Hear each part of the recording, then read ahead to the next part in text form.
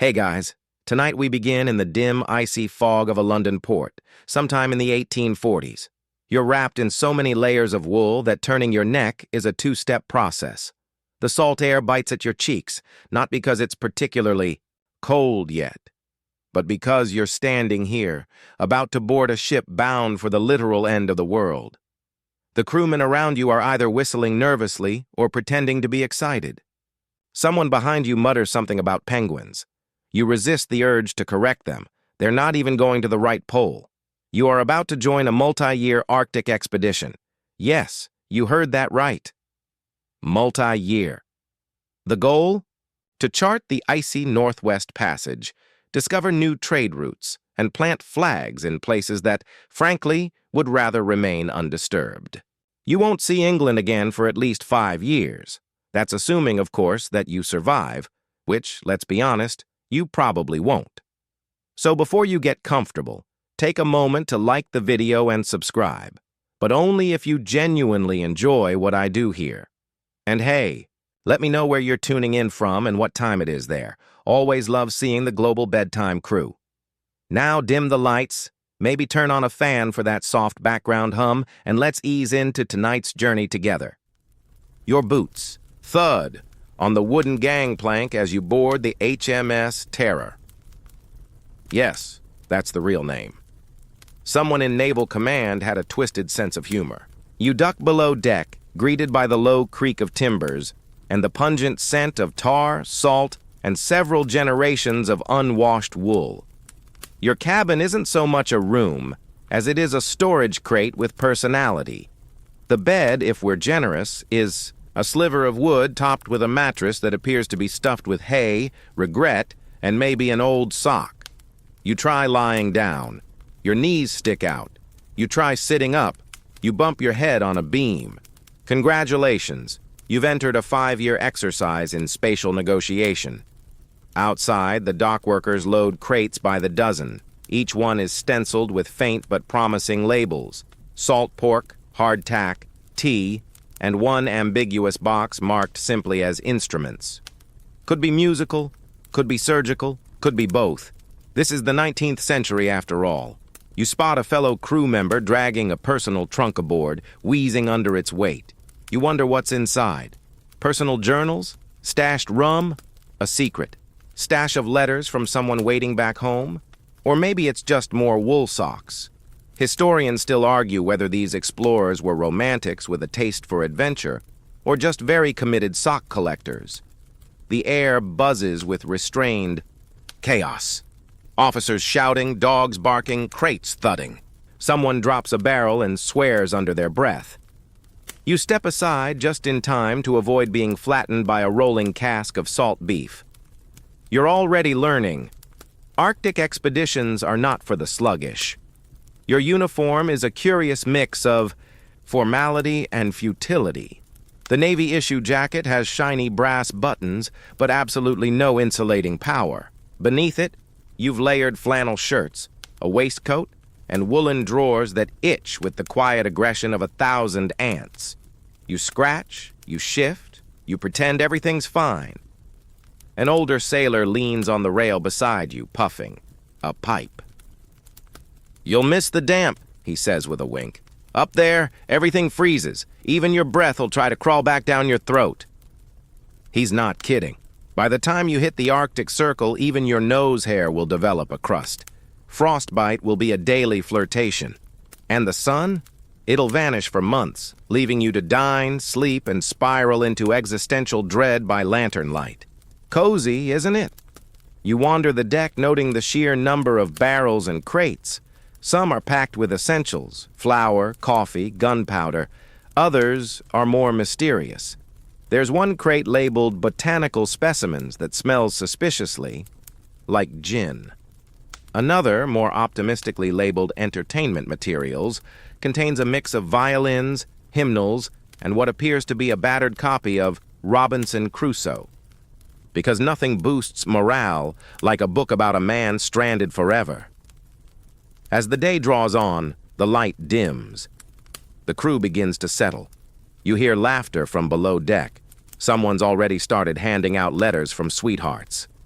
Others sit sharpening knives or carefully arranging keepsakes beside their bunks. You take a moment to do the same, unfolding a carefully packed sketch of home. It's already curling at the edges, the paper reacting to the damp. One officer walks past, inspecting the setup. His coat is pristine, his boots polished to an impractical shine. You glance down at your own boots, muddy, slightly mismatched, and one sole already loose. It's fine. The Arctic won't care what shoes you wore. It'll eat you just the same. As night falls, lanterns swing gently with the tide. The ship creaks and groans like an old man getting out of bed. You settle into your bunk and pull the scratchy blanket over your shoulders. Outside, the crew sings a low, mournful sea shanty about lost loves in colder days. It sounds oddly soothing. You close your eyes and try not to think about the months ahead, the dwindling light, the endless white, the frozen sea that might trap your ship like a fly in amber. Instead, you picture the adventure, the thrill, the stories you'll one day tell, assuming you return, assuming anyone returns. The morning you set sail, the docks seem unusually cheerful for such a grim mission. Locals wave handkerchiefs from behind foggy windows, and a group of school children sings a slightly off-key patriotic song. Someone throws you a hard biscuit as a farewell gift. You catch it with the reflexes of a man already preparing for culinary disappointment. Your ship groans as it leaves the port, the wooden hull slicing through the gray Thames with the dignity of a whale that's just accepted its fate. You're not alone. There's a companion vessel sailing beside you, stocked with a similarly absurd amount of things that, by modern standards, are entirely inappropriate for survival in sub-zero environments. Now, let's talk about the real heart of this voyage, the provisions. 5 years. That's how long these expeditions were designed to last. Not because anyone really wanted to be out that long, but because once the ice closed in, you weren't getting out until it decided to let you go. It's like being locked in a meat freezer where the meat is you, so the packing had to be thorough. Every inch of the ship's hull is stuffed with barrels, crates, sacks, and tins. Canned food is the latest technological marvel of the 1840s. Unfortunately, so is lead solder, which coats the inside of many tins. Historians still argue whether that subtle, slow leak of lead contributed to the madness and deaths of several expeditions, or whether it was just the existential despair of having to eat canned sheep's tongue for the 347th day in a row. You quickly learn the staples: salted pork, dried peas, biscuit hard enough to chip a tooth, and portable soup, a congealed brick of boiled-down animal jelly that can be rehydrated into something vaguely edible. Your job? Pretend it's delicious, and mustard. They packed absurd amounts of mustard. Mustard was not just a condiment, it was a coping mechanism. Imagine trying to swallow a hunk of salted beef that's been cured since the Napoleonic Wars. Without mustard, it's basically a brine-flavored doormat. Some tins are labeled, optimistically, beef and gravy, carrots, mutton with vegetables.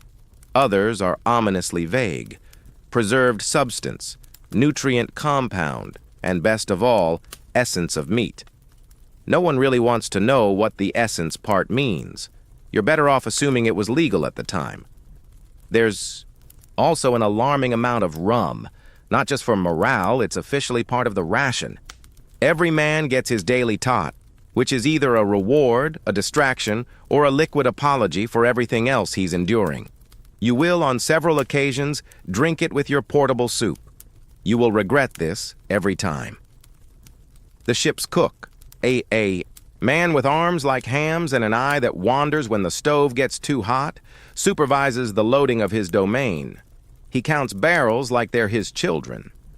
And maybe they are. He's carved tiny faces into the lids of the flour barrels.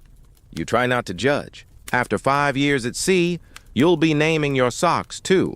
But the strangest crate so far? A barrel of pickled walnuts. No one knows who requested it.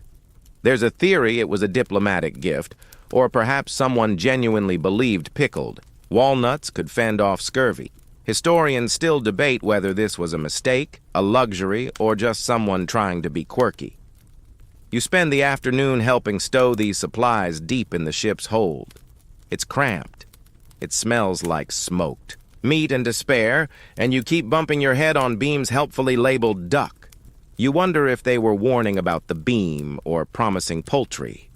There's a method to this madness. Heavier items down low, emergency stores at the very bottom, because obviously, if you're in an emergency, what you want most is to dig through 17 layers of canned despair to find a slightly moldy biscuit. Each crate is cataloged in a thick, leather-bound manifest. The quartermaster clutches it like scripture. He makes detailed notes as each box disappears into the belly of the ship, sometimes licking the tip of his pencil, sometimes muttering what sounds like threats. At one point, you discover a stash of dried fruits, raisins, dates, even a few figs. They're treated like gold. Officers hoard them. Sailors trade them like currency. One fig, rumor has it, once bought a man's silence for an entire week. The only thing packed with more care than the food is the tea. British sensibilities won't be trifled with, even in the Arctic. There are entire chests lined with velvet to protect the loose-leaf blends. You later discover that one officer brought his own silver teapot, complete with an embroidered cozy, just to maintain a shred of civilization while stuck in a block of ice. Even the water is suspect. Large barrels of it are sealed and stacked along the hull, but they'll freeze soon enough, and chipping off chunks with an axe becomes part of the daily routine. Some men just suck icicles directly off the rigging. It's not hygienic, but then again, what is? Eventually, the hatches are sealed.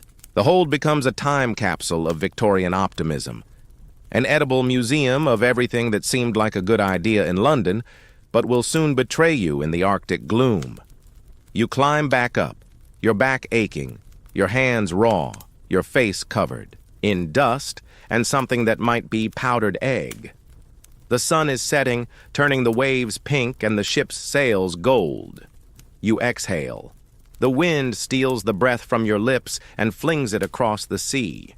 You realize, perhaps for the first time, that you're not coming back for a very long time, and your last hot meal might have just happened in a loading dock.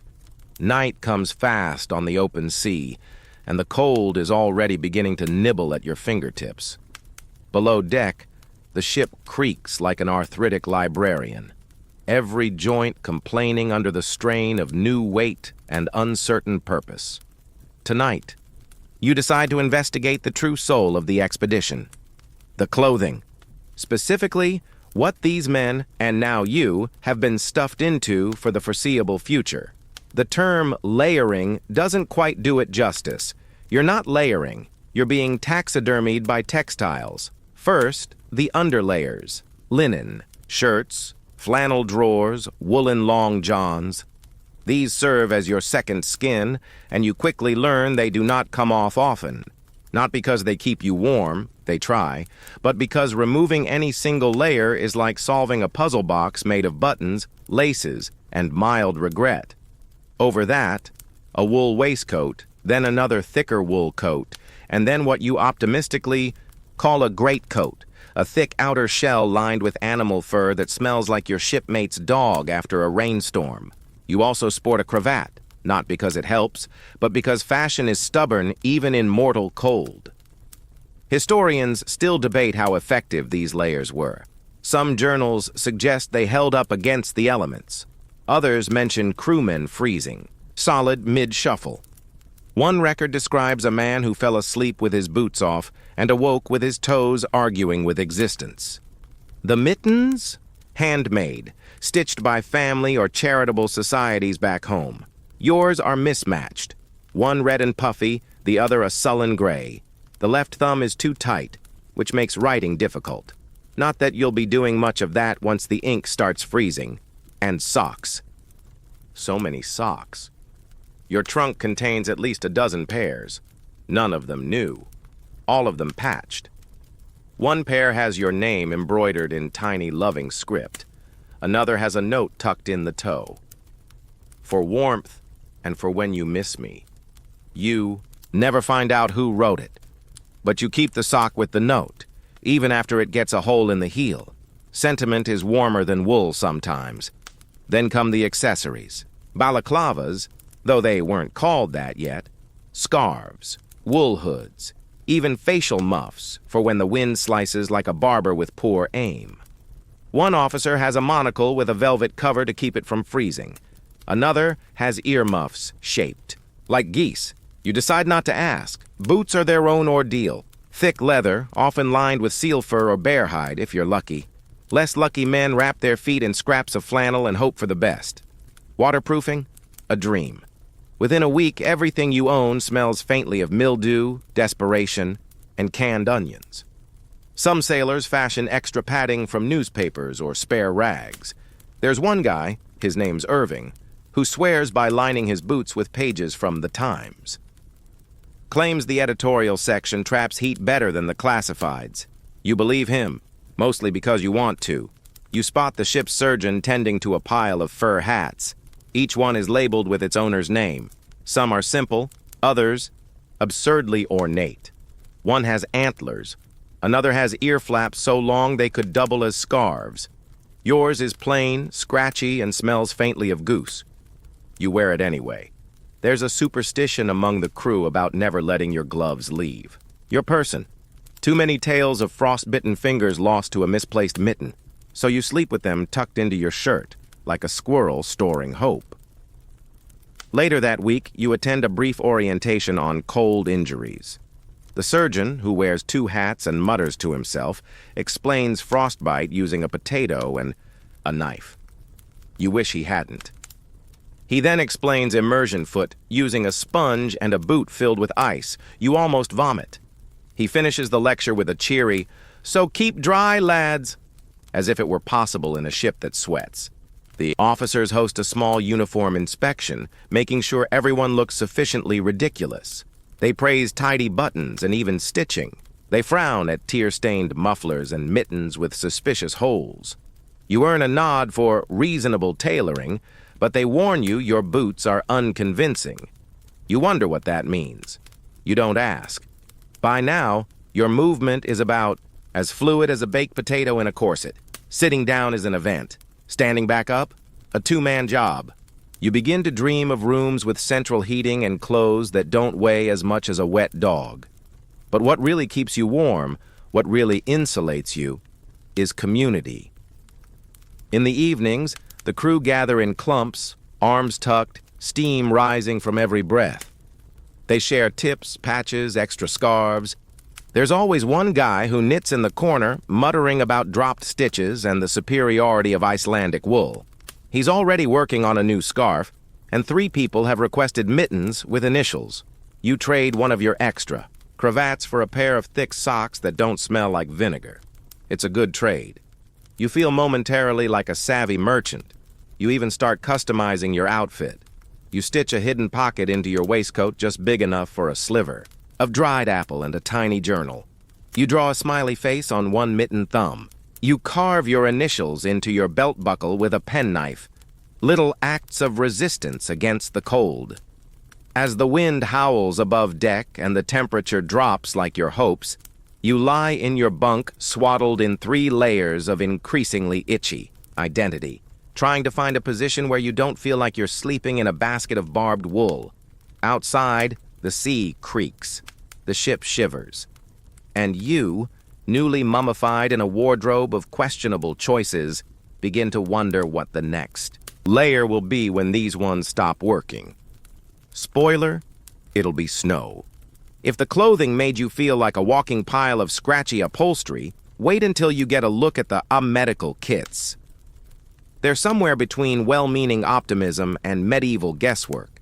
You've just finished morning duties, scrubbing a deck that insists on freezing the moment. You dry it, when the ship's surgeon invites a few of you to familiarize yourselves with the onboard supplies. You expect gauze, bandages, maybe some willow bark. What you get is a wooden cabinet full of little glass bottles and a vague sense of foreboding. There's laudanum, of course, a favorite of Victorian medicine. Equal parts opium and alcohol. It's the cure for everything from toothache to existential dread. You hold one bottle up to the light. The liquid is thick, dark, and sloshes like secrets. Right beside it, calomel. That's mercurous chloride to the uninitiated. It's a common purging agent, meaning it'll evacuate your body from both ends with the speed of betrayal. Historians still argue whether calomel actually helped patients or just gave them something worse to focus on. The surgical tools are laid out on a velvet-lined tray like dinner cutlery in a haunted mansion. Bone saws, scalpels, forceps, all disturbingly shiny. You're assured they're sterilized by flame, which is a generous word for briefly waved through a candle while everyone looks away. There's a jar labeled Blue Mass, you ask. You regret asking. It's a mercury-based compound used to treat everything from constipation to syphilis. The surgeon offers it like a peppermint. You take a polite step back, but nothing is more revered than the lime juice. Scurvy is a looming specter. Teeth falling out, bleeding gums, your limbs turning into damp noodles. So each crewman is issued a small ration of lime or lemon juice. It's stored in dark green bottles and guarded like gold. You sip yours one night like it's a fine brandy despite the bitter aftertaste. Someone down the hall toasts you with his essence of onion. The ship also carries a few experimental items. One crate holds Dr. Renshaw's Arctic Elixir, a blend of herbs, vinegar, and what might be turpentine. No one volunteers to try it. One man claims it cured his hiccups. Another claims it made him see ghosts. You find a small notebook labeled Medical Musings. It's filled with hand-drawn diagrams of frostbite stages, recipes for poultices, and one unsettling sketch labeled Toothworm Extraction. You close it carefully and put it back. Knowledge can be too much. Each sailor has a personal tin of basic items, bandages, smelling salts, and a mysterious powder labeled Nervous Complaint. The instructions say to mix with warm water, or if desperate, just snort it. You're already desperate, but not that desperate. The surgeon takes inventory each week, logging every missing item. He's suspicious of anyone with unusually bright eyes or a renewed sense of purpose, both possible side effects of laudanum or love letters, it seems. The Behealing philosophy. Aboard is a curious mix of actual medicine and Victorian folk remedies. If you develop a chill, they wrap you in warm bricks and quote Latin. If you twist your ankle, someone offers boiled onions. For stomach aches, mustard plasters. One guy swears by chewing raw tobacco leaves. Another recommends staring into the sea and contemplating God. The ship's pantry includes medicinal brandy, reserved for emergencies, or as it turns out, Tuesday. You try it once. After a minor finger injury involving a splinter and a door hinge, it burns all the way down and makes your ears feel oddly warm. You decide not to question that. There are leeches, too. Of course there are leeches. Kept in a small glass jar in the surgeon's quarters, these creatures are still being used to rebalance humors. You pray you never need one. They look hungry. But the most terrifying part of the medical stockpile isn't the tools or the tinctures. It's the absence of anything that makes you feel truly safe. There's no anesthetic beyond a stiff drink and a steady wall to bite. No antibiotics. No infection control beyond rinsing things in seawater and hoping for the best. One morning, you assist in a simple extraction, a rotting tooth from a cabin boy who's been wincing for days. The procedure involves a chair, a metal tool the size of a fish hook, and 2 men to hold him down. The boy doesn't scream. He just whimpers. You try not to listen. Afterward, the surgeon gives him a biscuit and a sip of rum. Then he looks at you and says, "He'll live. Probably." You try to smile. It doesn't stick. Later that evening, you return to your bunk and check your own medical tin. You touch each item like it's sacred. You've added a few of your own, a strip of soft cloth from an old shirt, a carved wooden spoon that reminds you of home, and a tiny bottle of peppermint oil. Not for healing, just for sniffing when the ship smells like too many men and too few windows. You dream of hospitals with clean sheets and tiled floors, of nurses who don't carry leeches in their pockets, of medicine that doesn't taste like tree bark mixed with panic. But for now, you've got your tin and your lime juice and a small voice in your head that whispers, "Don't get sick. Just don't." By now, you've adjusted, somewhat, to the routine of life at sea. You know when the bell will ring for meals. You've stopped ducking under the same beam that's taken your scalp skin 3 times already, and you've learned to tune out the symphony of groans, snores, and muttered Victorian profanity that fills the ship at night. But let's explore your little kingdom within this floating madhouse. Your cabin. It's a generous term, really. Cabin implies space, comfort, something with windows. What you have is more of a coffin with ambitions. Your bed is a wooden bunk, barely wide enough for you to lie flat without one arm falling over the edge. The mattress is stuffed with straw that shifts with every movement, making sleep feel like wrestling a mildly annoyed goat. There's a thin wool blanket and a pillow that seems to be stuffed with cotton, sawdust, or possibly yesterday's bread. Above you, wooden slats creak with the motion of the ship, and condensation drips steadily in the corner. Your very own indoor weather system. If you forget to cover your journal, the ink runs and the pages curl into tragic little fists. But despite the size, this cabin is yours o'er, your sanctuary, your storeroom, your museum of regretful packing decisions. Let's take inventory. There's a chest under your bed filled with what was once considered essential reading. Volumes on navigation, Latin grammar, botany, and something by a Scottish reverend about spiritual redemption in cold climates. The spine is stiff from disuse. You prefer sketching caricatures in the margins. You've also brought a small folding chair, which, when unfolded, blocks access to your bunk and makes it impossible to turn around. Still, it was a gift from your aunt, and you feel oddly comforted by its presence, even as it jams into your thigh every night. Your writing desk is a thin plank bolted to the wall. It holds a quill, a bottle of ink that freezes solid every third day, and a small notebook. You've begun chronicling everything: the creaks of the hull, the odd shapes in your morning porridge, and your bunkmates' snoring habits, which now rival some minor earthquakes in decibel level. Then there's the decor. You've pinned a small portrait on the wall, someone dear, perhaps, or just a face that reminds you what warmth looks like. Around it, you've stuck a few pressed flowers, now brittle and faded. They give off the faintest scent of summer if you press your nose close enough. You do this more often than you'd care to admit. Your lamp is fueled by whale oil, which smokes and sputters if you breathe too hard in its direction.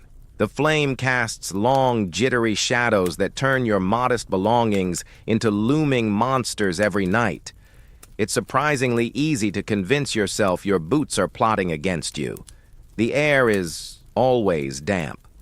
Clothes never fully dry. You rotate your socks like you're running a very tiny, very unsuccessful laundromat. You hang them from nails, ropes, the corner of your bunk. Occasionally, one disappears. This becomes a cabin mystery. Where do the socks go? You suspect your bunkmate, but he's too sly. He started wearing a third pair, and you pretend not to notice. In the evenings, you gather in this tiny space. With a few crewmates, you swap stories, letters, and occasionally food rations in secret. One night, a man named Bennett reveals he's hidden an entire fruitcake in his mattress. It's rock hard and probably older than the ship itself. But you all nibble it like it's fine dining.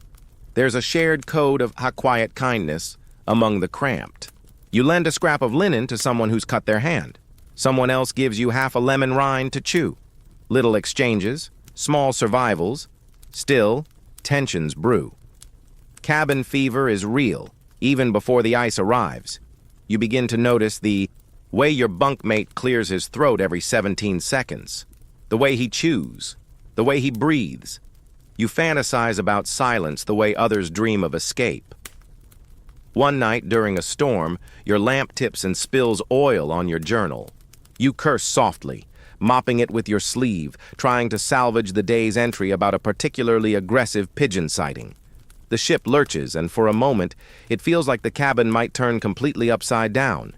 It doesn't, but your mattress shifts, dumping you against the wall, and you spend the rest of the night sleeping diagonally like a piece of misplaced punctuation. At dawn, you peek through the tiny hatch in your door, your only view to the corridor. Someone has drawn a face on the wall in charcoal. It looks worried. You nod at it in solidarity. There are better quarters, of course. The officers' cabins have chairs with cushions, desks with drawers, and room to turn around without reciting a prayer. But even their spaces are damp and shrinking, as the cold begins to creep in through the walls like a nosy ghost. One thing unites all cabins, though: the smell. It's a heady blend of sweat, salt, damp wool, oil smoke, and something spicy, like old mustard with ambition. You stop noticing after a while. Or rather, you adapt. You learn to breathe selectively, but in all this, in this box of condensation and complaints, you begin to carve out comfort. You arrange your books just so. You fold your clothes with care. You light your lamp with ceremony. It's not much, but it's yours. You sleep that night wrapped in 2 blankets, a scarf, and the strange reassurance that you've begun to master the art of living in a drawer. By now, you've grown oddly accustomed to the rhythm of life at sea, the swaying deck, the damp blanket that never quite dries, and the cheerful way your bunkmate talks in his sleep about sausages. But let's veer off the practical path and into something a little more decorative. Tonight's tale: the leisure kits. Yes, those seemingly unnecessary but entirely revealing items packed aboard to keep 100 wool-wrapped men from slowly unraveling into frozen puddles of ennui. First up, the violins. There are at least 5. You're not sure why 5 or who made that decision, but there they are, stored carefully in padded cases, protected from the damp with great reverence. Every few nights, someone tunes one up and begins a sorrowful rendition of a sea shanty, only to be joined by a second violin, a third, and one guy with no sense of rhythm playing spoons. One officer plays Greensleeves. So often, the crew starts calling him Captain Greensleeves, despite his repeated protestations that he prefers Bach. Tucked alongside the instruments are several game sets and checkers, dominoes, cribbage, and one exquisite set of ivory-handled tiddlywinks. It belonged to a lieutenant who insisted it taught hand-eye coordination. You watch 3 grown men argue for 20 minutes over the scoring rules.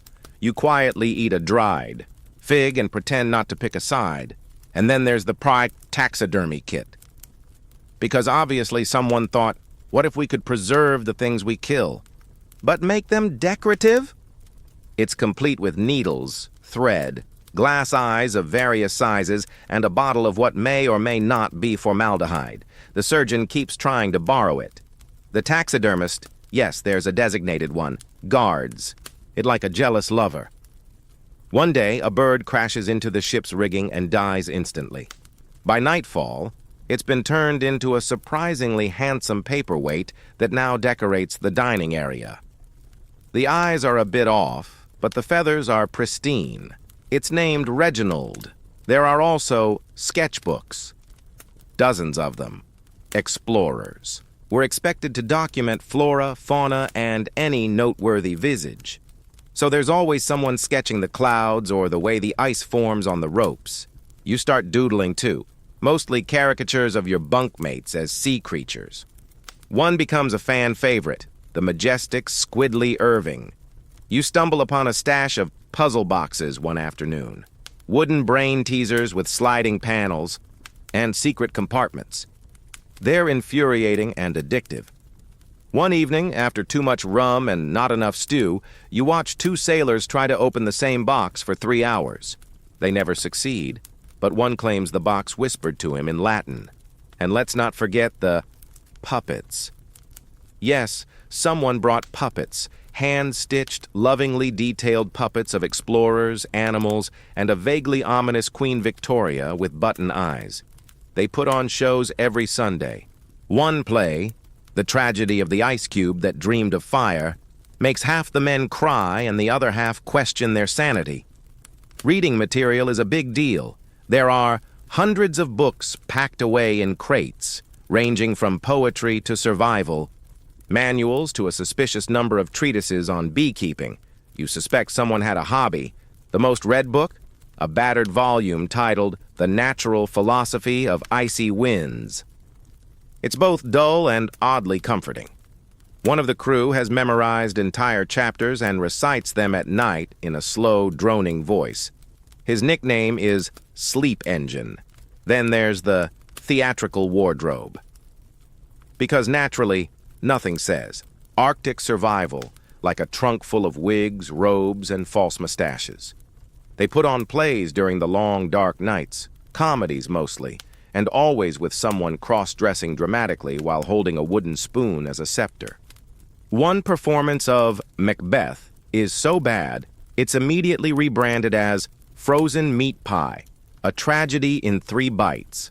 You get roped in once, playing a tree. Your costume is made from burlap and old rope. You say nothing, stand perfectly still, and receive more applause than anyone else. You take the win, but behind all this cheerful absurdity is something deeply human. These trinkets and pastimes are survival gear, just not the sort you keep in crates. They stave off madness, loneliness, the slow erosion of self that comes from endless white and the sound of nothing but your own breath inside a fur hood. Historians still debate whether these leisure kits were officially sanctioned or smuggled aboard under the pretense of scientific inquiry. Some believe officers encouraged them to maintain morale. Others think they were just a byproduct of too many gentlemen who couldn't imagine 5 years without backgammon. Whatever the case, they work. On dark days, when the fog doesn't lift and the temperature could chill your thoughts, someone cracks open a board game, and for a moment, you forget you're slowly drifting into the frozen unknown. You begin a new sketch that night. A man, in a 3-layer coat, wearing a wig, holding a taxidermied bird like a scepter, and dancing with a puppet queen. You title it, The Empire Endures. It's laundry day, or at least the Victorian Arctic version of it, which involves less soap and more existential dread. You're elbow deep in a bucket of half-frozen water, scrubbing a pair of flannel drawers that have become more crunchy than soft. The soap's gone somewhere between optimism and folklore. What remains is a sticky lump of gray lard and mystery fragrance. Let's talk about what these explorers packed for hygiene and moral survival. Spoiler, it's less than you'd like. First, the soap situation. Yes, technically there's soap. Barrel soap, to be precise. Thick, crumbly chunks stored in wooden barrels and doled out like contraband. It smells faintly of old cheese and dried flowers, and using it feels like exfoliating with sandstone. Still, it's all that stands between you and complete olfactory rebellion. Bathing? That's a quarterly affair, if you're lucky. The bath consists of a tin tub, lukewarm water that cools immediately, and an audience of your fellow crewmates making polite conversation to avoid looking. You scrub as quickly as you can, humming quietly to distract yourself from the way your skin tries to retreat from the cold. Toilet facilities are, shall we say, rustic. There's a small enclosed seat at the stern of the ship, the necessary, with a direct view of the icy water below. It's breezy, very breezy. Some men prefer to use buckets in their cabins and discreetly empty them when no one's looking. You try both methods and discover dignity is a fluid concept. Tooth care involves chewing sticks, bits of soft wood frayed at the ends, or bristled brushes that look like medieval torture instruments. There's powder too, chalk, salt, even crushed charcoal. You choose whichever doesn't taste like defeat that day. Your gums complain regardless. Shaving is optional. Some officers insist on it, maintaining the stiff-lipped standard of the empire, but most of the crew slowly transition into walrus impersonators. You skip your first shave after realizing the water in your basin has started to crystallize. Still, there's a sense of ritual awe to all of it. Men comb their hair with bone-handled brushes, clean their nails with tiny knives, and polish their boots even though the boots are now permanently crusted with frost. It's less about cleanliness and more about clinging to something that resembles normalcy. Now let's talk about the Bibles. Every cabin has one. Most are gifts from family or church parishes. Some are lovingly inscribed with messages of faith and hope. One man has a travel-sized volume with gold-trimmed pages and a note from his mother that simply says, "Come home better than you left." You read yours occasionally, less for theology, more for comfort. The worn leather cover feels solid, reliable, like it belongs to a warmer world. Evening prayers are held once a week.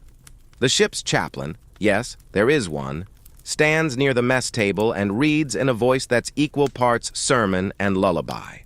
He also leads the Sunday hymn, which has been affectionately renamed the Freezing Hallelujah. Moral readings include tracts about temperance, discipline, and the value of hard work. Some men laugh. Others nod solemnly. Everyone knows the real test isn't in resisting temptation. It's in resisting the urge to crawl into a barrel and stay there until spring. But the strangest item in your bunkmate's moral survival kit? A tiny framed painting of a lamb on a hill. No text, no explanation, just the lamb staring directly at you. It's unsettling, especially in low light. He says it brings peace. You nod and try not to stare back. Your own coping mechanism is simpler. Blankets. You've got 3. One thin, one thick, and one that might have been a rug in its former life.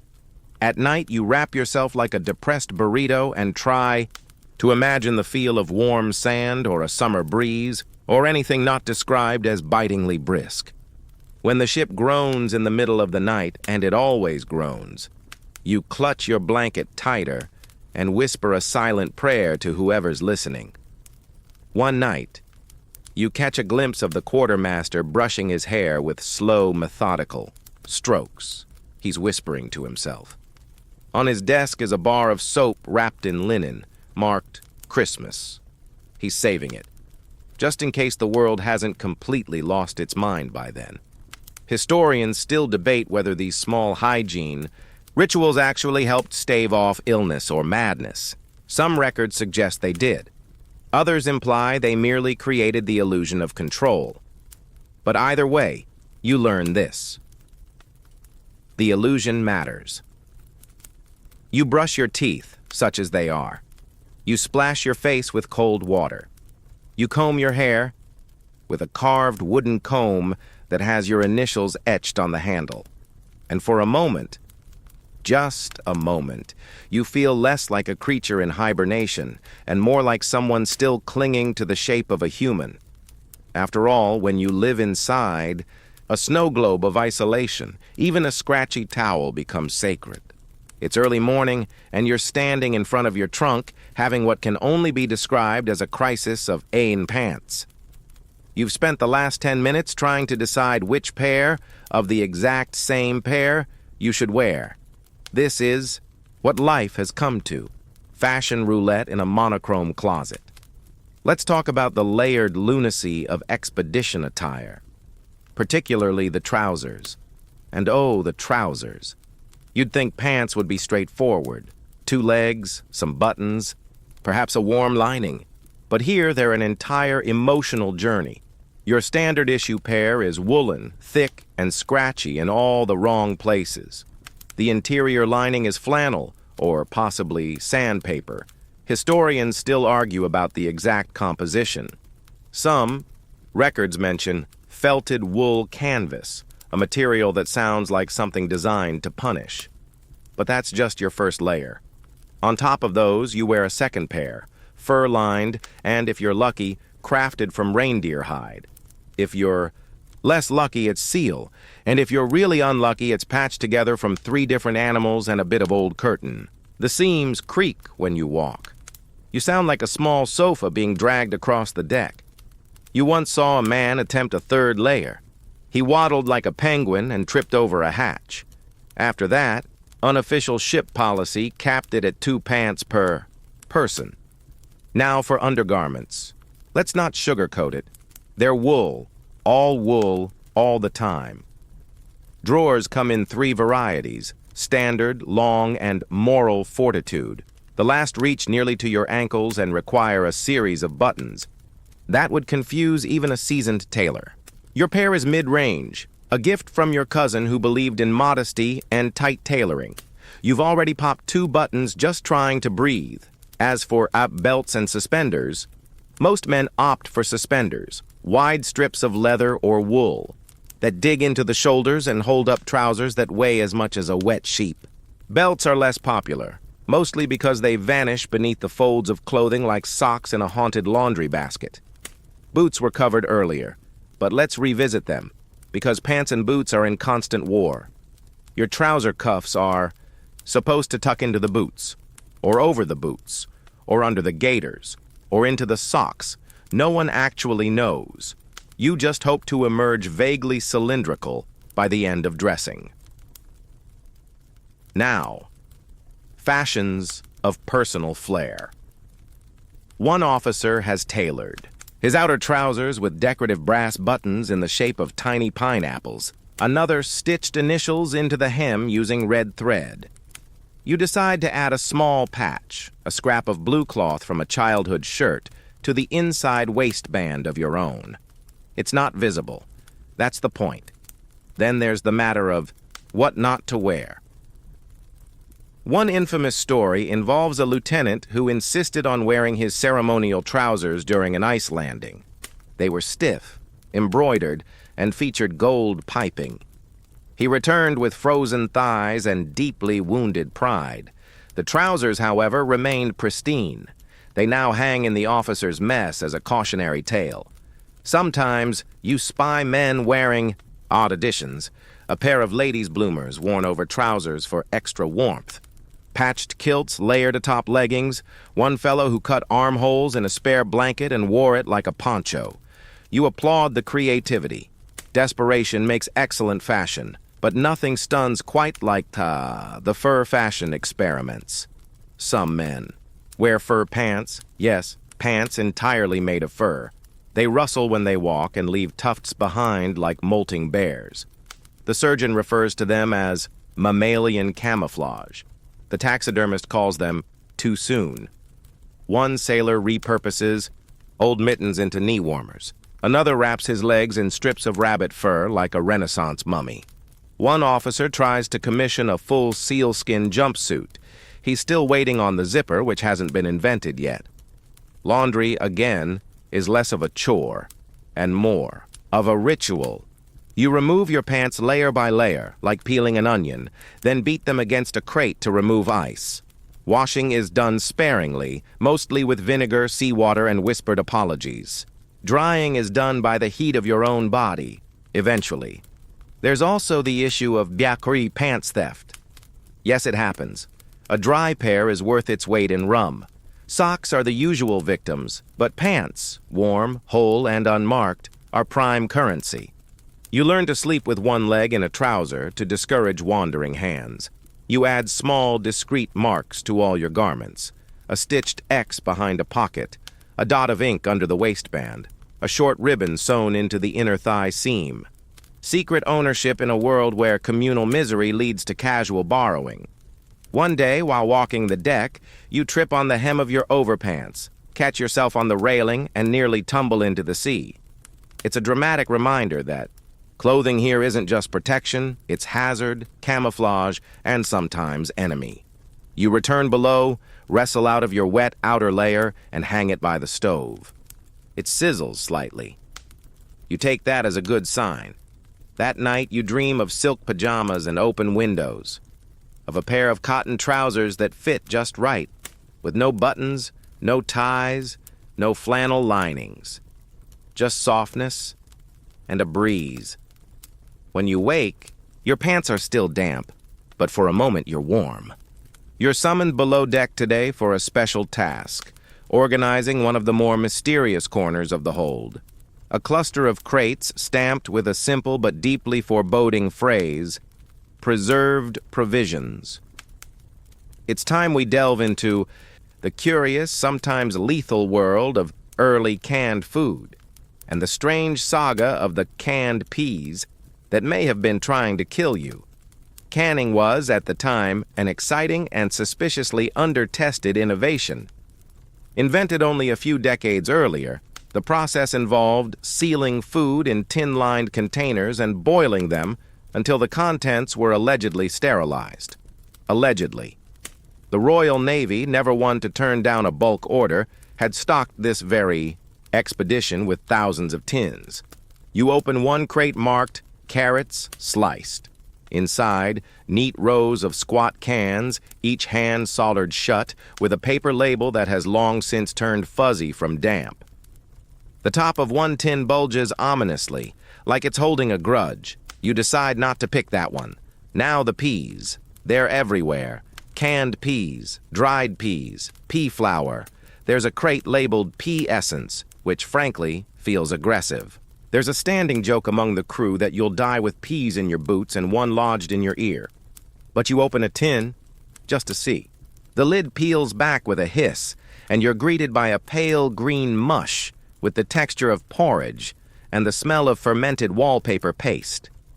Still, it's food, or something wearing food's disguise. The crew eats it, of course. Hunger is persuasive, and sometimes it's actually decent. Not delicious, but edible. At least until you get the unlucky tin. Because here's the issue. Lead solder. It was used liberally to seal cans, and under the pressure of time and cold, it often leached into the food. Historians still argue whether this contributed to the tragic fates of several Arctic crews, including one very famous expedition where men were found eerily preserved, but clearly not quite right.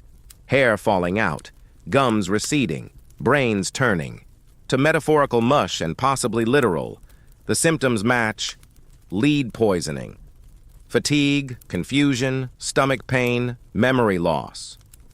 Which, to be fair, could also describe a Tuesday at sea. But combine that with frostbite, scurvy, and the sheer mental toll of eating nothing but mystery meat in gelatin, and you've got yourself a one-way ticket to Unhingedville. Aside from peas, the menu includes mutton with gravy, solid, gray, slightly furry. Roast beef. A lie. It's just meat cubes in brown gel. Fruit pudding.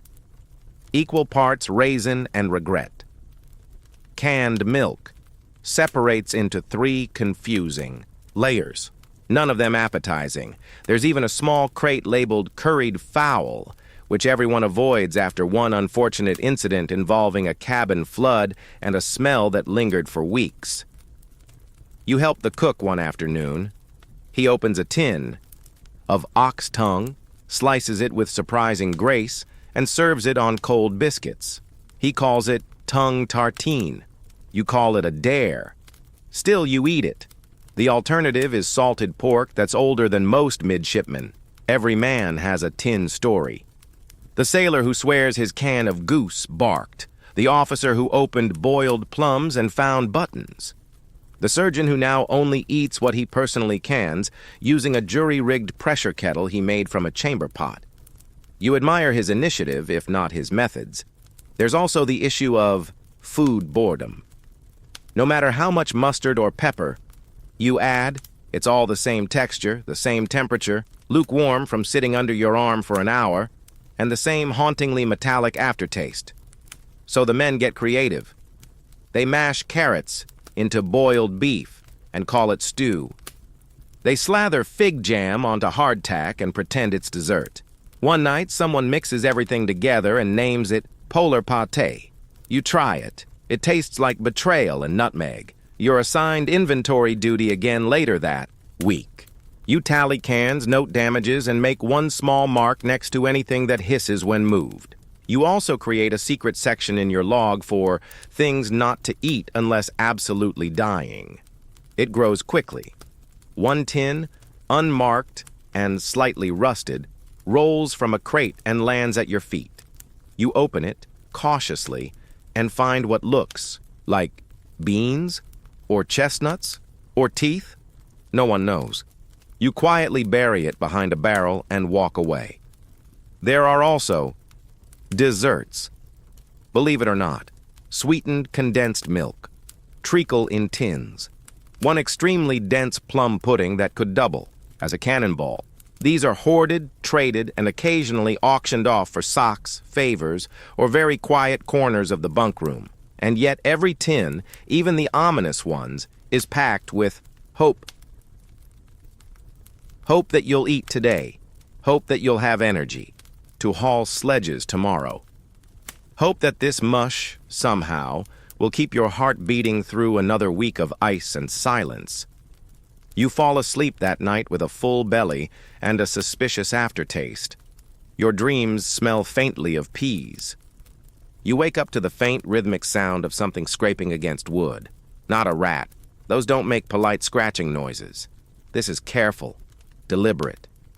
You swing your legs out of bed, wrap yourself in a blanket that smells faintly of stew and despair, and shuffle down the corridor. It's the tools, or more precisely, the tool kits. The ship's carpenter has laid them all out this morning in the low amber glow of lantern light, sharpening edges with a focus usually reserved for open-heart surgery or particularly competitive knitting. You squat beside a box marked Expedition Equipment Miscellaneous. It's filled with a curious blend of knives, needles, and novelty whistles. Let's start with the obvious: blades. Everyone carries at least one knife, some two, some three. Your personal blade is a sturdy affair, with a bone handle and initials carved into the hilt that don't belong to you. You found it in a shared kit and adopted it without question. It's now your most trusted utensil, weapon, and once peanut butter spreader. The ship's carpenters carry full kits: chisels, saws, planes, hammers, and a terrifying device called a Cooper's adze, used to shape barrel staves. You once watched a man use it to carve a crude duck for entertainment. That duck now decorates the stern latrine. It's become something of a ship mascot. Its name is Reginald II. The needles, however, are where things get truly essential. Sewing needles, darning needles, massive curved surgical ones that look like they were meant for stitching up whales. Every man is expected to know a little sewing. Rips happen often, and nothing sparks conflict faster than a man hoarding thread. You keep your kit in a tin with a scratched lid. Inside, a few bent needles, 2 types of thread, and a button that doesn't match anything but feels important. You've mended your socks so many times they're more patch than sock. You consider naming one but draw the line at anthropomorphizing your footwear. Then there are the ICHO scientific instruments. Sextants, of course, elegant brass creatures with an arm that swings like it's always just missed something. You practice using one under the supervision of a perpetually unimpressed navigator who refers to you as backup number 5. You don't mind. It's an upgrade from you there. There's also a barometer that wheezes like an asthmatic accordion, a quadrant that no one quite knows how to use, and a collection of thermometers in fragile glass tubes that always seem slightly too warm or too cold. You begin to suspect the thermometers are trolling you. But the most charming discovery? The whistles. Yes, actual brass whistles. Some, standard issue, for signaling distress or herding sled dogs. But others, well, they're novelty items. One is shaped like a fish, another chirps like a bird when blown. There's a small ivory one carved into the shape of a walrus with holes, for dual tones. It sounds like someone apologizing underwater. You ask the quartermaster where they came from. He shrugs. Morale, he says. and wanders off to berate a crate for existing. Evening entertainment sometimes involves whistle duets. One sailor does an entire rendition of God Save the Queen using only his nose and the walrus whistle. He receives a standing ovation and half a biscuit. There's also a pocket toolkit issued to officers, a compact leather roll with tiny screwdrivers, a collapsible spoon, and a file so small it's either for polishing nails or escaping prison one flake at a time. You want one badly, but they're rarely seen and never traded. Your bunkmate owns a combination fork-knife-spoon tool. It's rusted shut, but he insists it once saved a man's life by jamming a bear trap. You believe him because the alternative involves asking too many questions. In emergencies, the tools become more than gear. A chisel becomes a snow anchor. A compass needle is used to pick frozen locks. One night, a bent spoon helps unclog a jammed stovepipe, thus preventing the dining room from becoming a sauna of boiling cabbage. Historians still debate how much improvisation was encouraged versus quietly tolerated. Some accounts suggest officers preferred to follow procedure. Others reveal entire sections of crew life were essentially governed by the phrase, "Well, it worked last time." One day, you help reinforce a sled runner with nails pried from an old crate and wood from a broken stool. The result is ugly, functional, and somehow heroic. The carpenter gives you a nod, the highest honor in his lexicon, and lets you borrow his file for an hour. That night, you sit in your bunk, sharpening your knife, rethreading your sewing tin, and whittling a small charm from leftover bone. It's a shape vaguely resembling a penguin, even though there are no penguins in the Arctic. You don't care. You name it Captain Chirp. You hang it from your belt. A talisman of sorts. Not useful in the traditional sense, but neither are half. The things that keep you sane. Later, when the lights are dim and the ship creaks like a slow accordion, you blow the fish whistle softly. It echoes down the corridor, startling a passing crewman. He looks confused. You smile. You don't explain.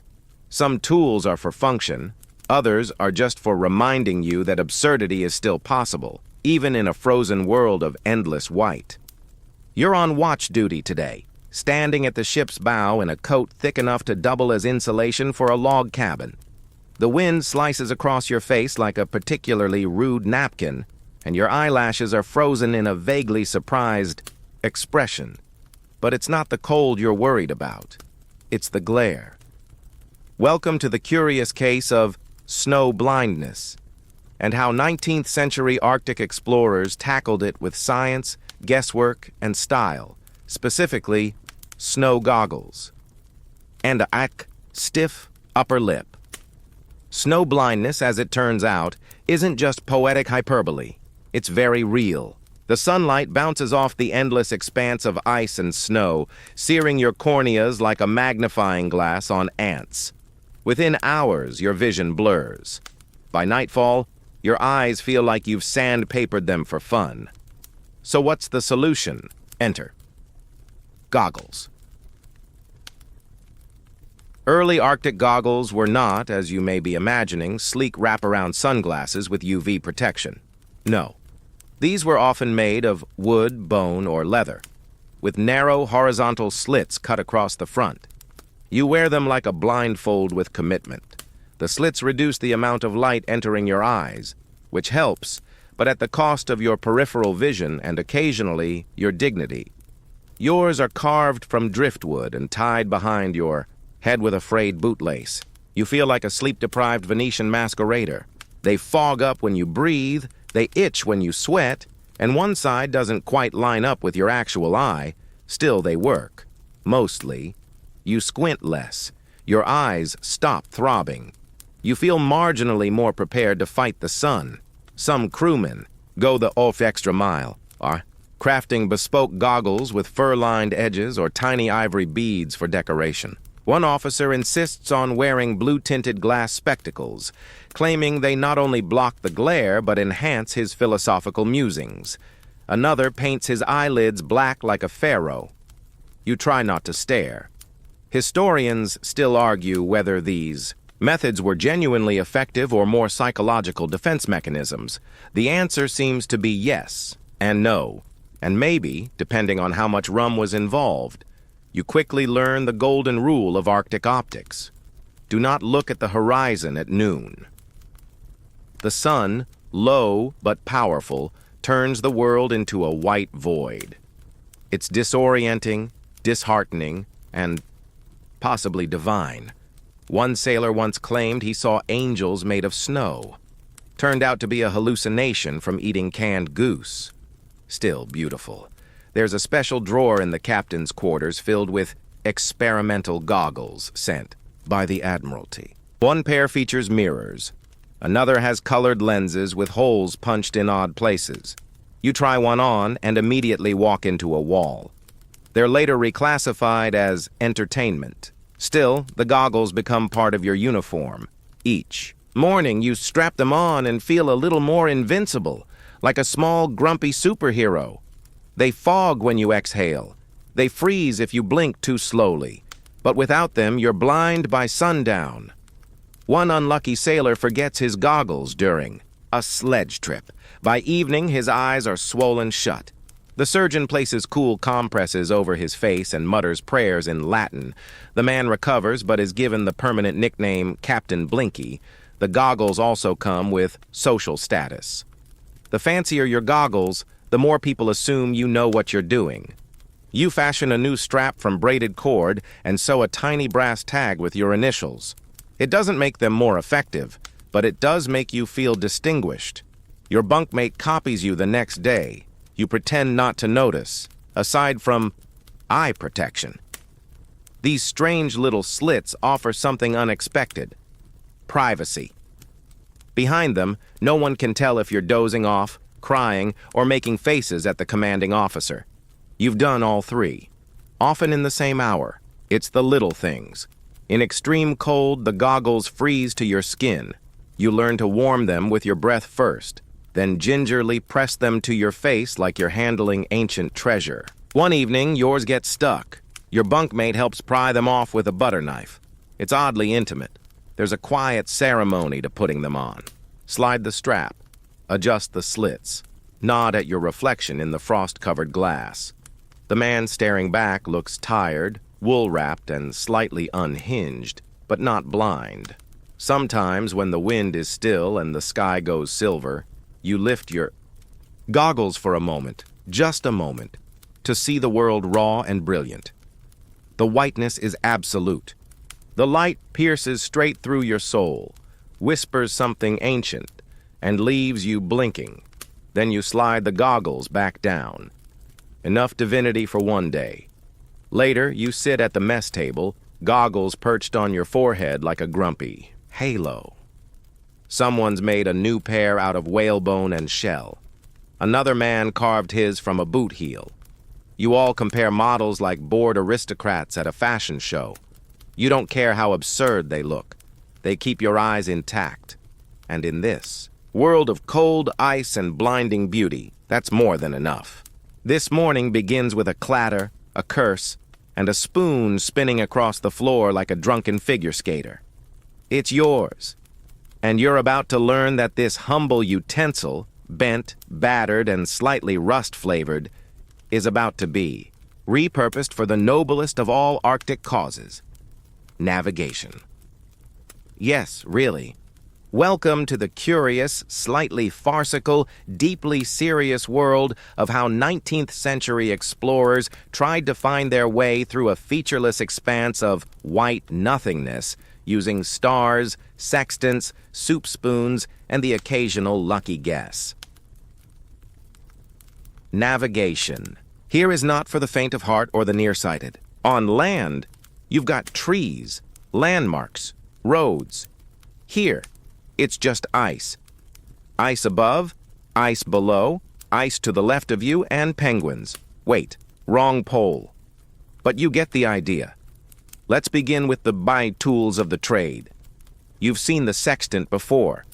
Brass, elegant, precise in theory, and absolutely maddening in practice. It measures the angle between a celestial body and the horizon.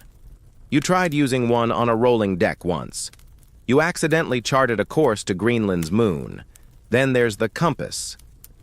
Essential, but problematic in the Arctic. Magnetic. North gets a bit wobbly here. The needle spins like a fidget toy on a bad day. Historians still argue whether early explorers truly understood the quirks of magnetic declination or just nodded a lot and hoped for the best. The Puri chronometer. The prized ship's timekeeper is tucked away in a padded box and handled like a holy relic. It tells exact time so navigators can calculate longitude. 1 grain of sand in the mechanism and you're lost for a month. 2 grains and you're inventing your own time zone. But let's get back to the spoon. You're on an ice survey team, tasked with measuring thickness. You lack proper instruments, so your commanding officer, in an inspired or sleep-deprived moment, suggests using a ladle tied to a rope. The logic? Lower it down through a drilled hole in the ice and measure how far it sinks before hitting water. Ingenious, questionable, very much in line with 19th century science. You attach the spoon, lower it down, mark the rope with a bit of twine, and record the depth. 5 feet. Success. Until you realize the ice shifted and the spoon is now frozen in place. It becomes a permanent part of the expedition. A crewmate later knits it a tiny scarf. There's also the map-making. Every few miles, you're meant to chart terrain. But what terrain? The landscape is an endless white sheet. You mark features like big lumpy snow hill or slightly less flat flatness. Your sketches become increasingly abstract. One map includes a doodle of a snowman and a confused-looking seal. No one notices. Some officers have surveying tools, transits, theodolites, sketch pads, but their hands are too cold to hold pencils properly, so instead they narrate and you write it down. Slowly, with gloves. The handwriting resembles that of an exhausted spider. The most reliable method of direction? The stars. On clear nights, the sky is glorious. Crisp constellations glitter above, unbothered by clouds or cities. Polaris, the North Star, is your friend. You talk to it. You name it Polly. She never answers, but she's always there. One sailor brings a celestial chart, hand-drawn, with poems about each constellation in the margins. His favorite is Orion, whom he calls Big Belt Boy. You consider writing your own odes to Cassiopeia and her stubborn W shape. Cloud cover, however, ruins everything. For days, the sky disappears behind gray drapery, and you're left navigating by wind direction and hope. Someone starts using smell, claiming they can sniff the north. You humor him. He's right more often than the compass. You try using sun shadows at one point, holding a stick and tracking its angle. But then you drop the stick, it freezes to the ground, and the moment is lost forever. There's a logbook for observational data, updated religiously. It includes wind speed, estimated, temperature, guessed, and notes like, saw a polar fox at 0900, felt judged. One entry simply reads, everything looks familiar, possibly trapped in a snow circle. Despite the tools, the charts, and the careful measurements, you often feel adrift. Because the ice moves. Slowly, but constantly. The land you walked on yesterday is 10 miles west today. You wake to discover your ship has been gently nudged a mile sideways by drifting pack ice, as if the Arctic itself is playing with its food. 1. Day, a sledge party sets out using full instruments and returns in a circle, exactly back to where they started. No one says anything. You all nod, then go inside for canned carrots. But amidst the confusion and cold, there's beauty in the attempt. In the careful angle of the sextant, the tick of the chronometer, the way you all cluster around the navigator's table at night and trace imaginary paths across maps with numb fingers. And when someone proposes using the soup ladle again, you nod. Because it's not about the accuracy, it's about the ritual, The hope that somewhere beneath the ice, beneath the snow, beneath all this absurdity, is a way forward. So you keep measuring, keep marking, keep drawing tiny, silly maps. Just don't lose your spoon. The first time you hear it, you think it's the wind. A low rumble, a rustling hush, almost like a growl. But then it happens again, closer this time. Something heavy shifts just beyond the ship's light. The dogs begin to bark. Someone whispers, "Bear." And just like that, your crew enters the world of the polar bear deterrence and polite panic. Let's get one thing straight. These creatures are not cuddly, not charming, not the mascots of breakfast cereals. They are apex predators, wearing snow as camouflage, and they can smell fear through several layers of wool. The biggest one ever recorded was over 2,500 pounds. That's like facing a furry carriage with claws. The crew takes the threat seriously. You're handed a Bear Protocol pamphlet. It's only 3 sentences long. Do not run. Do not. Wave your arms. Try shouting politely. Historians still argue whether politely was meant literally or sarcastically. Now about the deterrence. First, and most obvious, guns. The ship is well stocked with muskets, pistols, and even a few larger hunting rifles. Officers practice shooting in the snow, aiming at barrels set up as targets.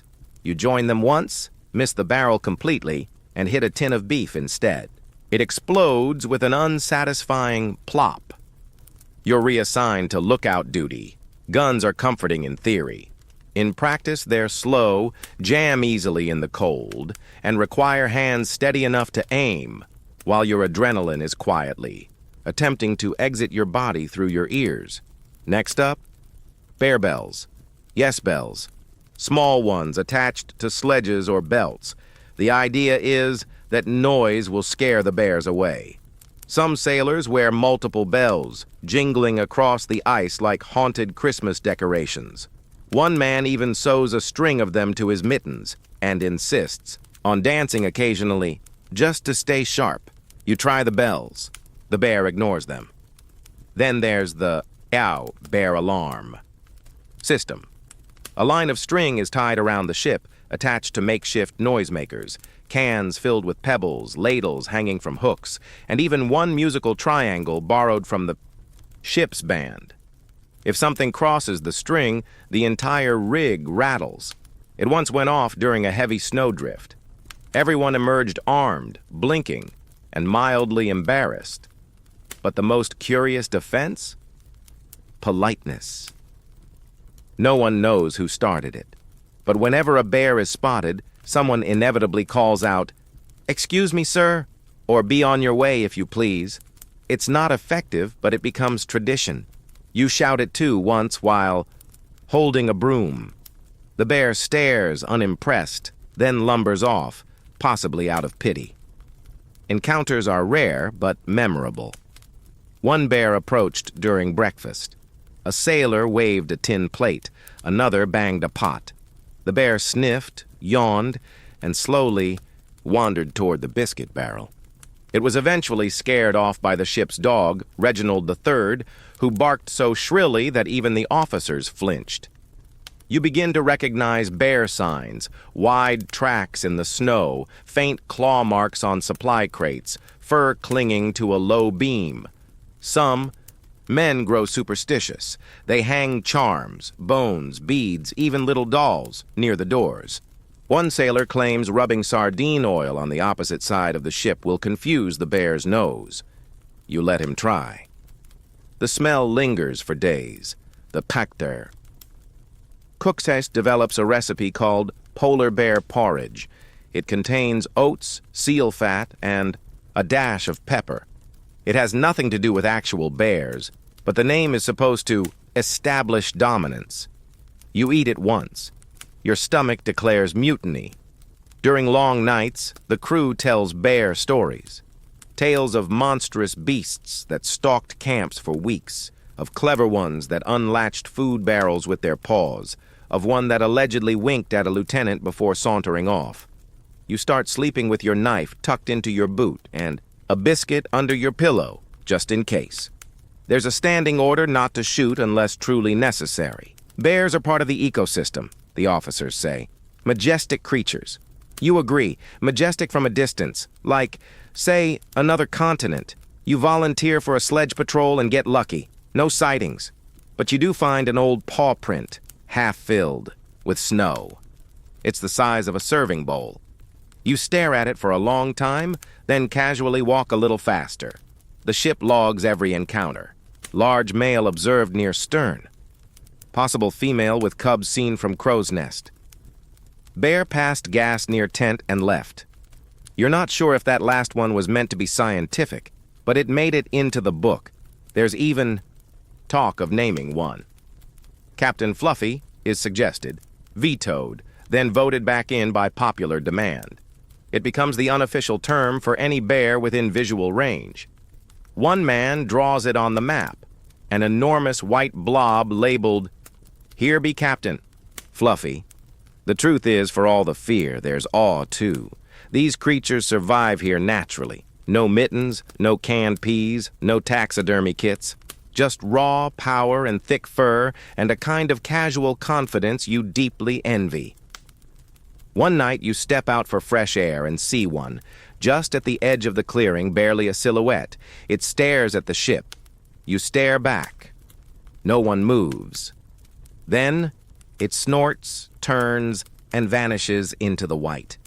You whisper, "Good night, Captain Fluffy," and you mean it.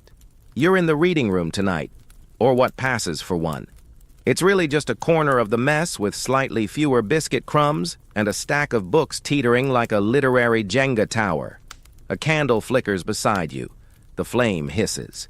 Every few minutes, disturbed by the damp, like it's sighing about your choice of literature. Tonight, you're exploring a curious frontier of survival. The mind. And what happens when you trap that mind in a frozen box for multiple winters, with nothing but salted meat and 500 dusty books? Welcome to the brain-melting glory of Arctic reading lists.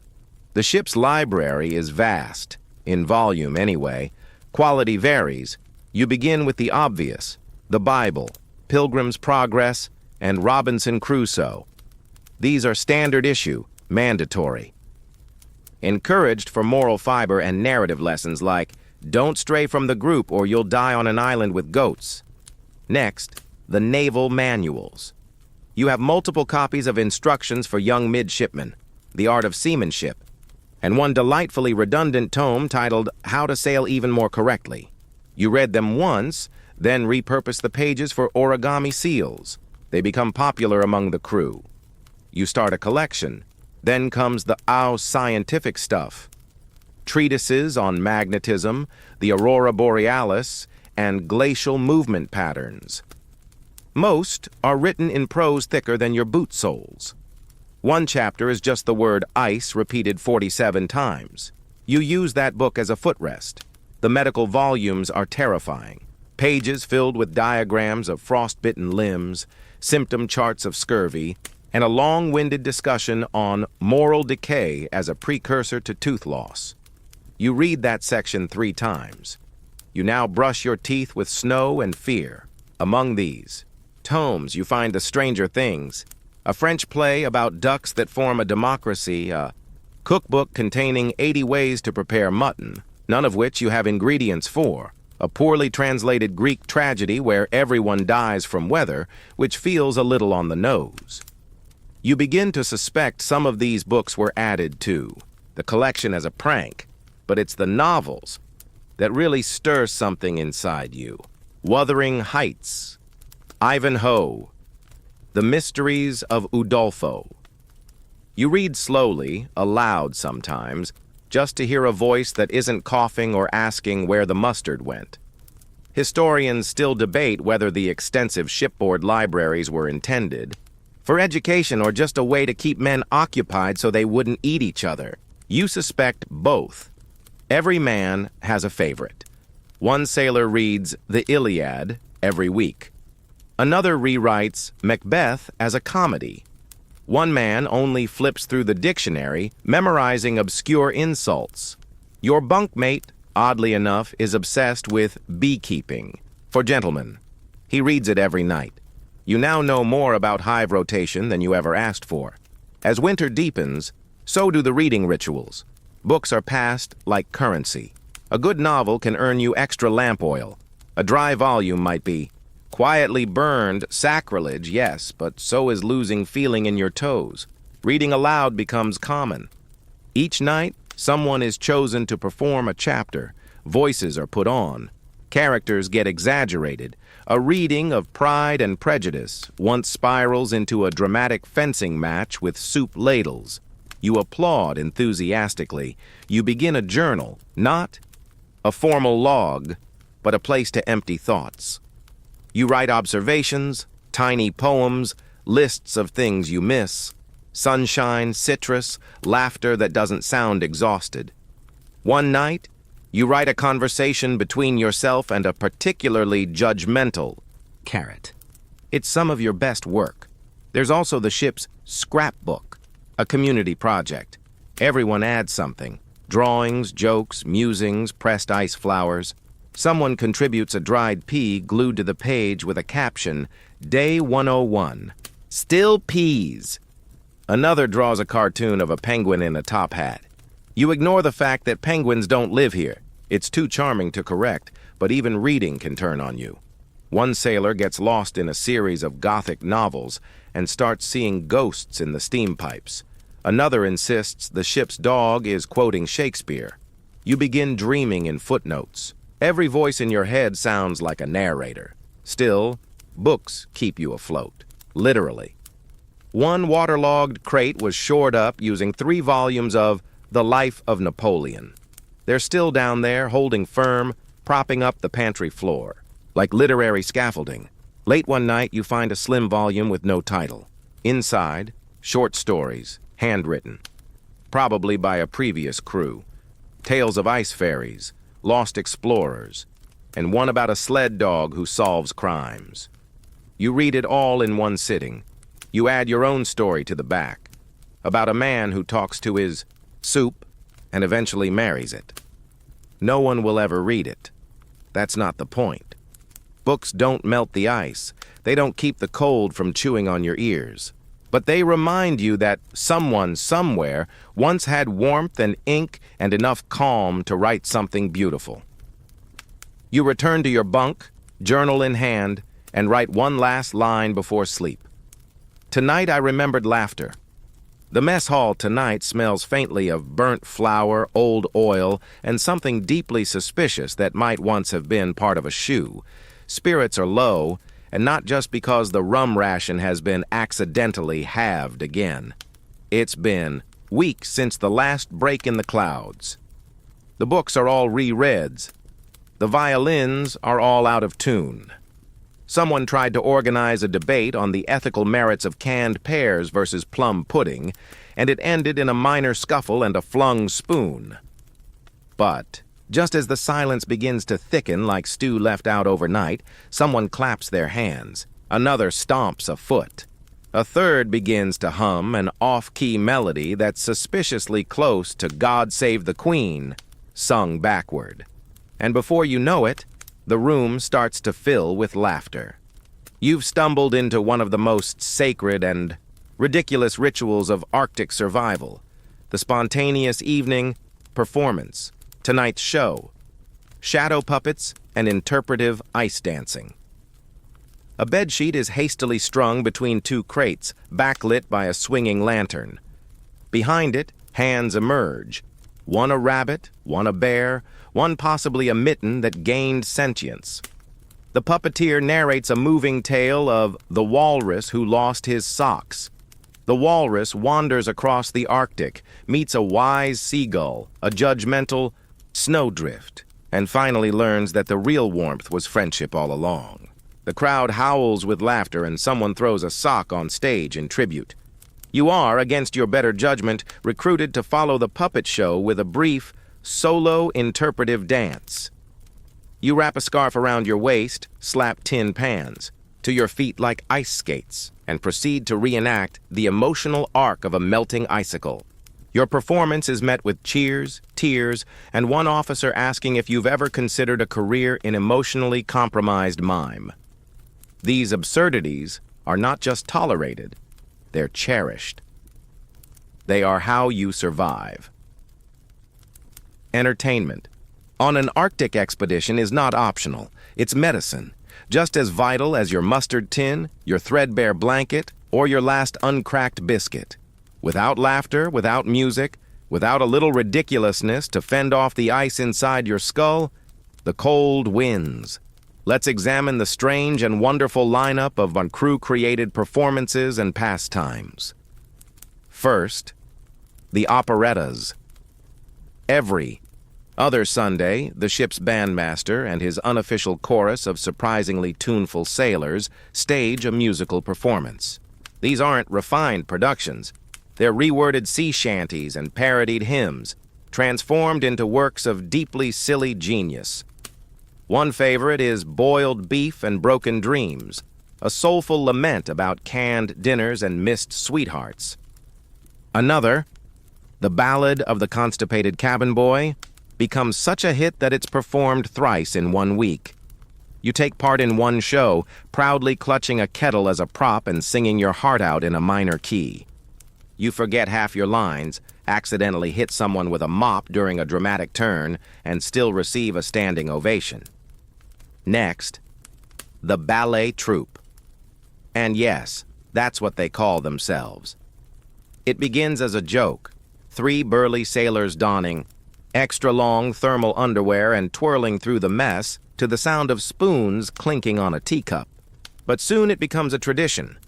Weekly performances include dramatic pieces like Icicle Despair and Snowflake Courtship. The men move with an elegance no one saw coming. One even spins on one leg while holding a biscuit aloft in reverence. You weep. Then there's pantomime theater. Costumes are made from potato sacks and patched flannel. Scripts are mostly improvised. One man's entire role consists of shouting, "Where's my hat?" in increasingly dramatic ways. You once played a ghost haunting the canned food locker. Your costume was a sheet dyed with beetroot juice. You were magnificent. When the stage goes dark, there are games. Chess, of course, but the pieces are carved from old candles and biscuit crumbs. Checkers played on the back of someone's coat. One sailor invents a new game called Snow Bluff, a blend of poker and storytelling where the goal is to convince others you once wrestled a seal. You win twice by claiming to have seduced. A snowstorm. No one questions it. And then, the Arctic Quiz Show. Run by the first mate with a cracked monocle and a booming voice, the quiz becomes the crown jewel of entertainment. Questions include, what's the captain's favorite mustard? Spell scurvy while hopping on one foot. Recite the ration schedule backward while holding a spoon under your nose. Prizes include extra rations, bragging, rights, and once, a feather someone found frozen to a crate and dubbed the Arctic Order of Pluck. You wear it for a week. You feel majestic. Sometimes there are quiet nights. On those evenings, someone simply reads aloud. Stories from home, sections of Gulliver's Travels, an entire chapter from a medical text describing the symptoms of snow madness, which turns out to be far funnier than intended. You all laugh too hard, and someone accidentally swallows a button. But not all the performances are loud. Some nights, a man sits with his violin and plays a slow tune that reminds you of spring. Someone sings softly, others hum. The fire crackles. For a few minutes, the ship stops groaning. The wind hushes, and you feel safe. Historians still debate whether these elaborate entertainments were orchestrated by leadership or simply emerged from boredom. Some records suggest officers encouraged them to prevent despair. Others imply it was all spontaneous, desperate creative acts of self-rescue. You suspect both are true. In a world where the horizon never changes and the temperature never forgives, absurdity is a form of resistance. You sleep that night with sore ribs from laughing, your cheeks still tingling from performance blush, and a feather pinned to your cap? Tomorrow, there's talk of a new production. Reginald II, Return of the Duck. You're already stitching a tiny cape for the title role. The ink is frozen again. You're holding your pen like it's a delicate bird and breathing into the inkwell as if it's a wounded friend. But no amount of warm breath is reviving the sludgy blob inside. You sigh, glance around the mess, empty, save for one man asleep in a chair, and return to your task. Writing home. Or at least trying to. The letter in your lap is already stained from your glove. Your handwriting looks like it's been etched by a drunken spider. But you persist, because mail is the last fragile bridge between this frozen exile and the warm, distant world you once called normal. Let's talk about letters, writing. Them, hoarding them, folding them into socks for warmth, and how ink becomes both a salvation and a source of heartbreak in the Arctic. The act of letter writing here is more than communication. It's ritual, ceremony, therapy. Every man, from officer to cabin boy, keeps a stash of paper tucked somewhere dry, usually under their pillow or in the lining of their greatcoat. Yours is in a waxed pouch you stitch together from oilcloth, and biscuit tin labels. It smells faintly of desperation and pepper. You write when you can, when your fingers aren't shaking too much, when the cold hasn't stolen all sensation. You try to make it poetic. The stars are fierce tonight, but usually it devolves into still alive, hands swollen, ate something gray. The ink is another problem. Proper ink freezes. The best solution is to keep the bottle in your armpit until it reaches a consistency somewhere between soup and sludge. If it's too cold, the pen scratches like a claw. If it's too warm, the ink smears like tears. One sailor tries using soot and rum. His letter ends up smelling amazing but is entirely illegible. Paper is hoarded like gold. You reuse margins, write between lines, and sometimes compose on the back of maps or song sheets. One man writes a full love letter on a scrap of linen using a sharpened matchstick dipped in tea. Another uses blood. You try not to ask questions. Delivery? That's the punchline. There is no delivery. Not for months, maybe years.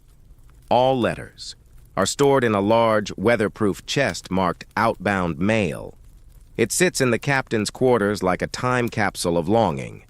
Some men write weekly, others only once.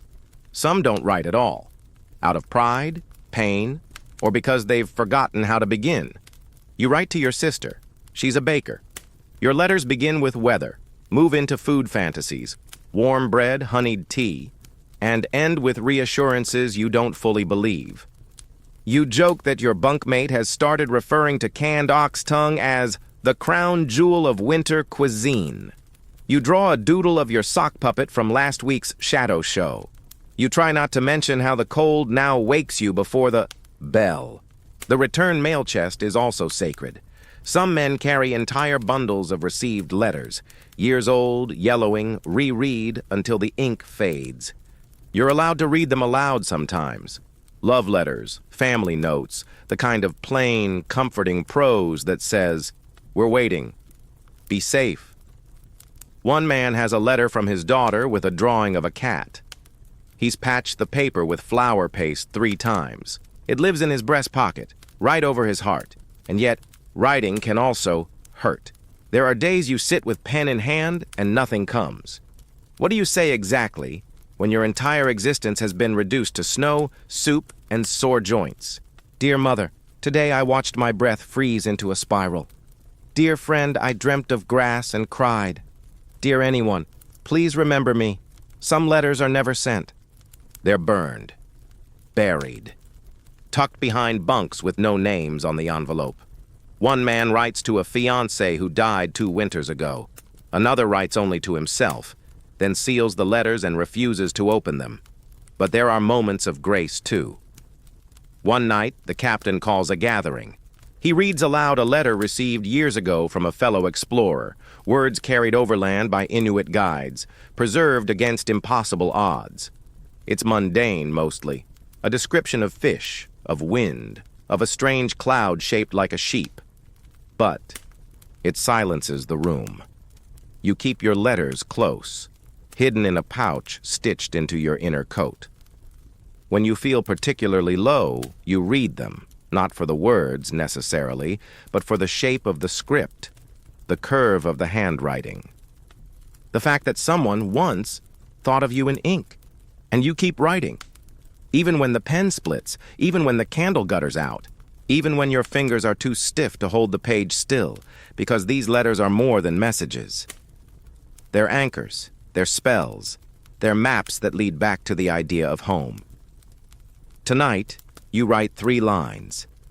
The sky cracked, open tonight. A ribbon of green danced across it. We all watched, even the cook. No one spoke. You sign it, fold it, tuck it into the chest. It might never be read, but you feel lighter anyway. You're missing a sock. Again. You swear you went to sleep with 2. But this morning, your left foot is bare and bitter, while the right remains smugly wrapped in wool. You sit up in your bunk, rubbing your toes and muttering a list of suspects, under your breath. And that's when it hits you. You've been robbed by one of your own. Welcome to the under-acknowledged, often whispered about world of the secret sock economy aboard 19th century Arctic expeditions. At first, the thefts are subtle, a missing mitten here, a scarf swapped for a lesser, scratchier version, a pair of dry socks mysteriously vanishing after laundry duty. You assume it's carelessness, a simple mix-up.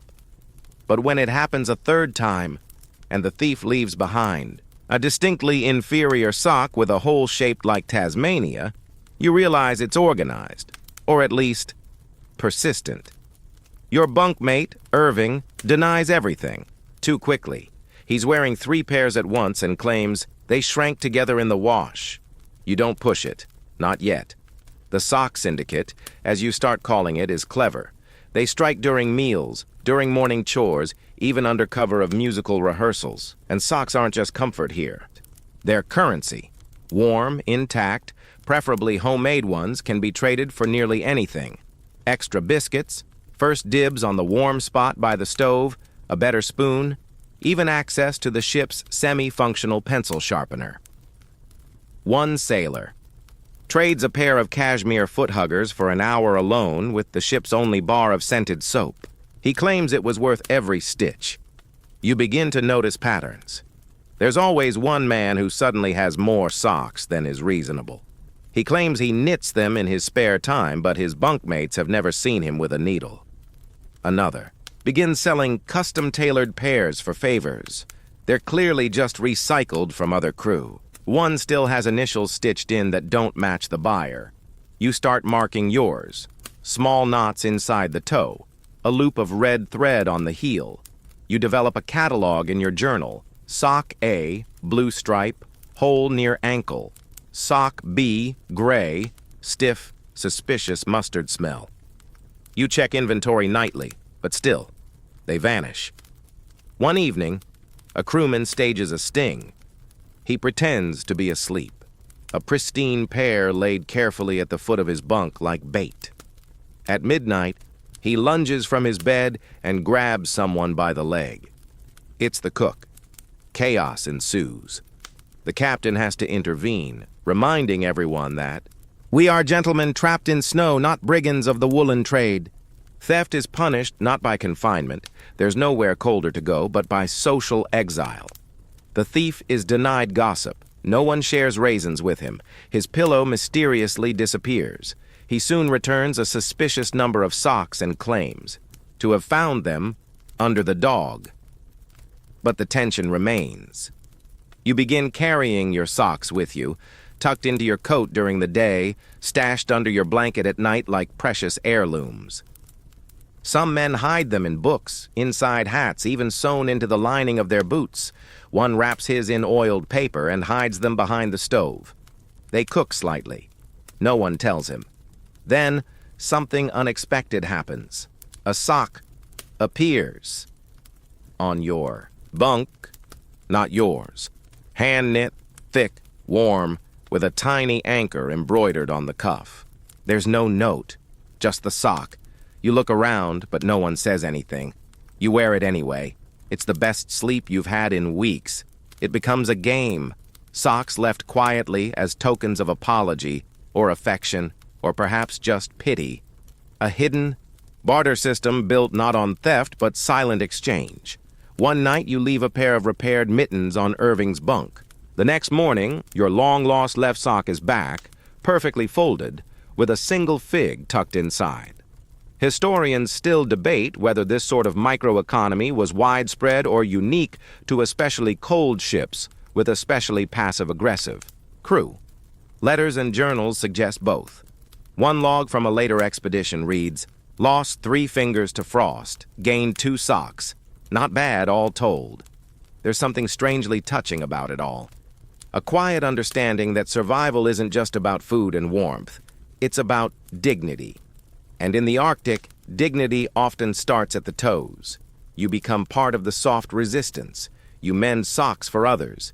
You teach 2 younger crewmen how to darn.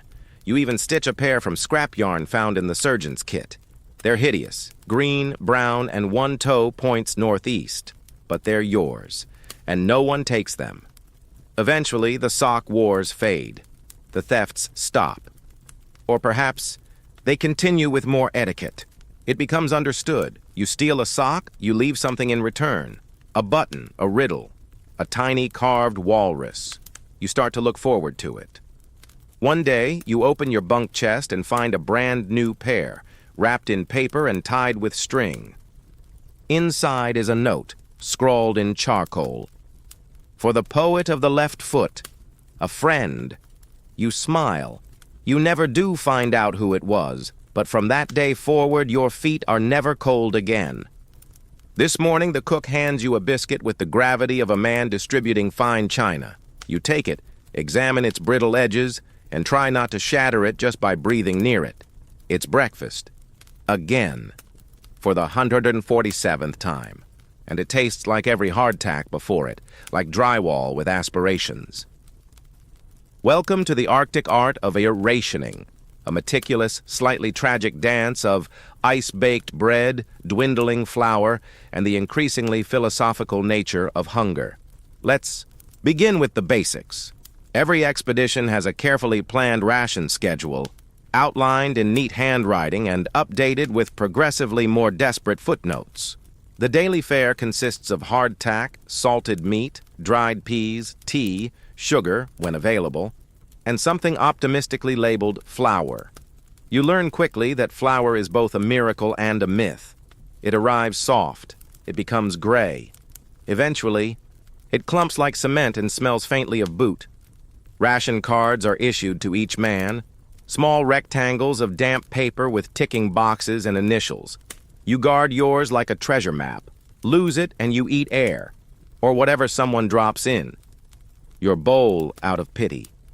The galley is a cramped corner of the ship where the cook operates with the solemnity of a priest. Every scoop of flour is weighed. Every teaspoon of sugar is meted out like it could change the weather. You once caught him whispering to a jar of lard. He swears it improves the flavor. Now, the bread. There is no real bread. Not anymore. Only what you and the others call ice-baked loaves. A clever euphemism for a baked brick of flour, water, and something crunchy that may or may not be salt crystals. Baking is done on an iron sheet over a smoky fire. The result is warm, technically, edible, debatably. One bite often leads to a thoughtful silence followed by dental regret. Still, it's something. You queue with the others each day, bowl in hand, hoping today's stew isn't just hot water with memories. When it's thicker than usual, morale soars. "Chunky Tuesday," someone declares. You write that down. Rations change with the weather and with the inventory. One week, there's talk of a flour shortage. The solution? Add sawdust. Not officially, but the texture says enough. You chew carefully. You pretend not to notice. The man beside you hums a tune about molars. Another week. You're down to biscuit crumbs and condensed milk. The milk is spooned out in tiny dollops, too precious to waste. One man licks his spoon for 6 full minutes. You time him, scurvy becomes a shadow on everyone's shoulder. The lime juice stores are dwindling, so you start trading for it. Half. A biscuit for a splash. A song for a sip. You learn to stretch it in tea. You tell yourself it tastes like citrus. It doesn't. The highlight of the month? Stew night. It's a hodgepodge of leftovers. Scraps of meat, chopped hardtack, the last of the dried carrots, maybe a pea or two if you're lucky. The flavor? Indescribable, complex, a little bit sad, but warm.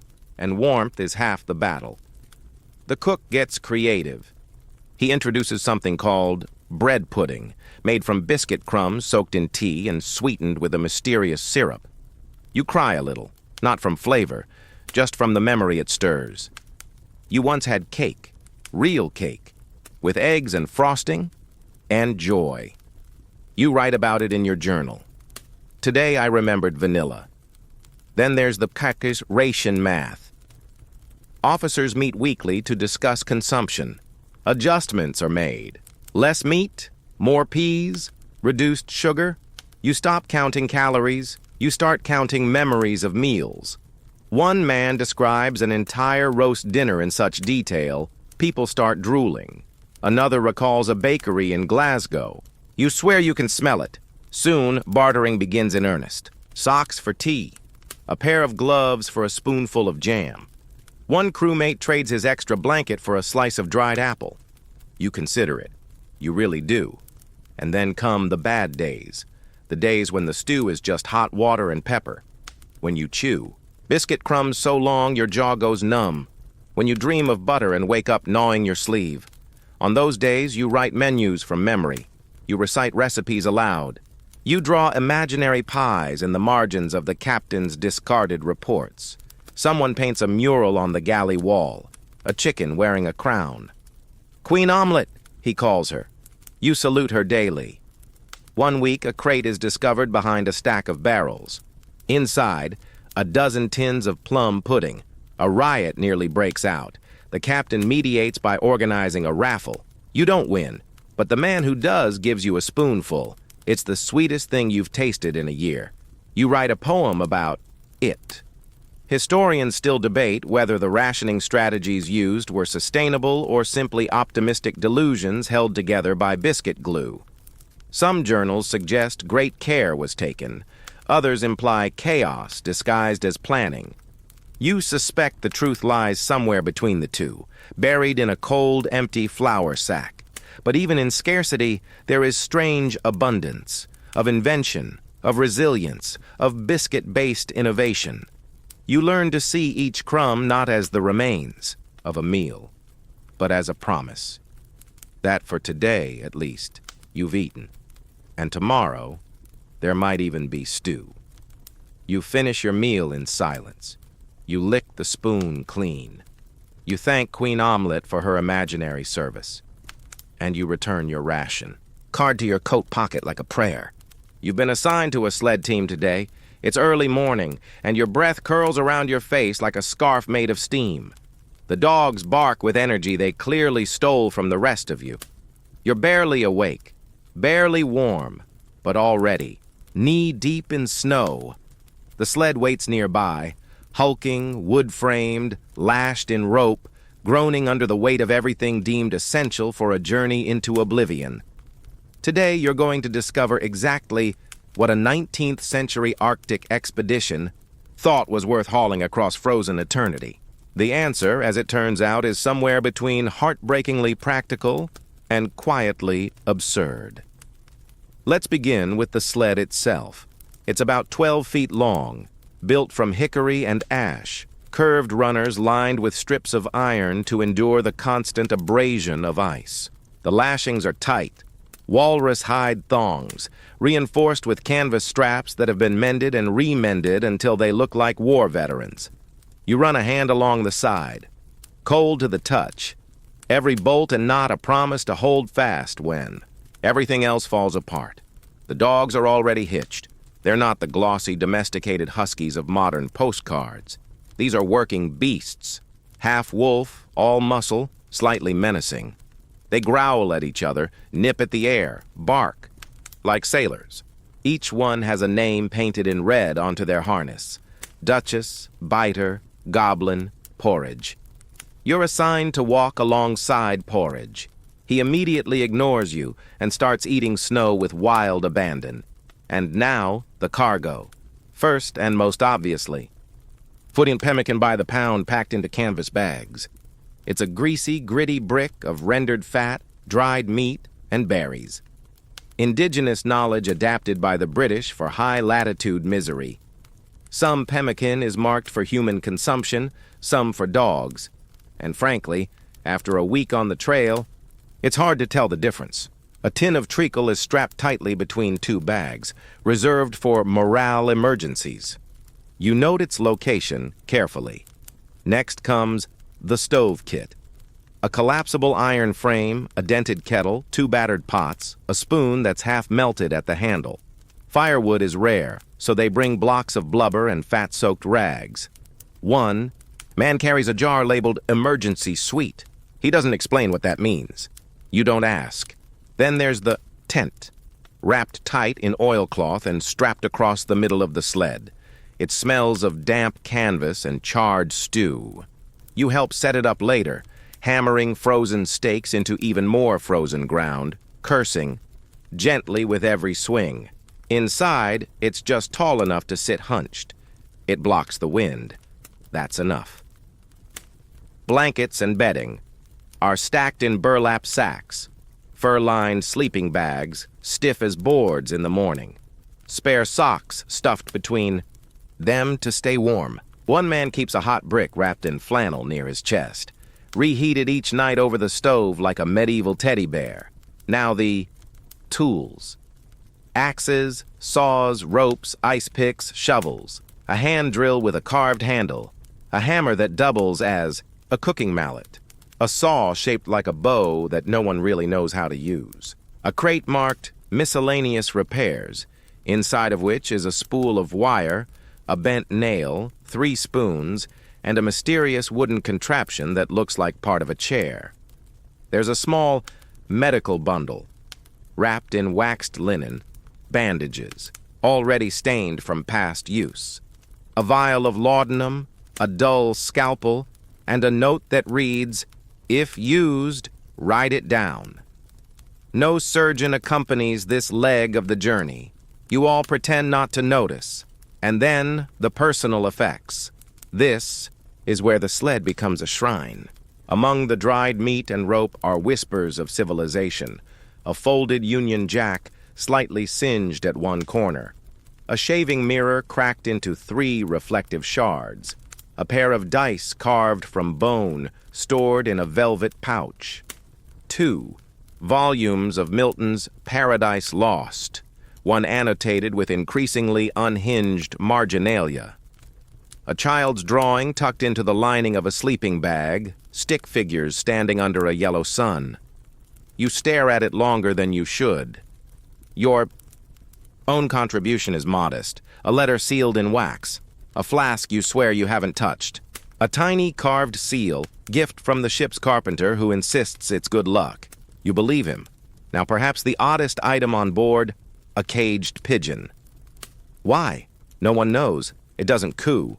It stares. One theory is that it's symbolic, a reminder of home. Another claims it's trained for message delivery. A third says it's actually the reincarnated soul of a former navigator. You accept all 3. The pigeon's name is Reginald Dufour. On the move, the sled creaks and wails like a ship at sea. You march beside it, boots crunching on snow, cheeks wind-burned, thighs already sore. The dogs pant, bark, howl. One stops to relieve itself in defiance of protocol. Another tries to chew through its harness. You salute them both. True anarchists. Every stop is a logistical ballet. Unload the stove, pitch the tent, feed the dogs, rub your toes, boil snow into something drinkable. Your reward? Lukewarm pemmican soup and a square of hard biscuit that tastes like splintered memory. And yet, in the stillness of twilight, something magical happens. The sled becomes a hearth, not just a cargo hauler, but a home in motion. The men lean against it to shield themselves from wind.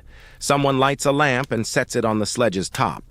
You gather around with tin cups, sipping tea made from boiled bark and crushed hope, and swap stories. That night, under a sky brushed with pale green auroras, you lie curled near the sled. The dogs breathe in heavy rhythm. The sled's rope creaks like a lullaby. You close your eyes, and you dream of pulling it forever across the white, because as long as it moves, you're not truly lost.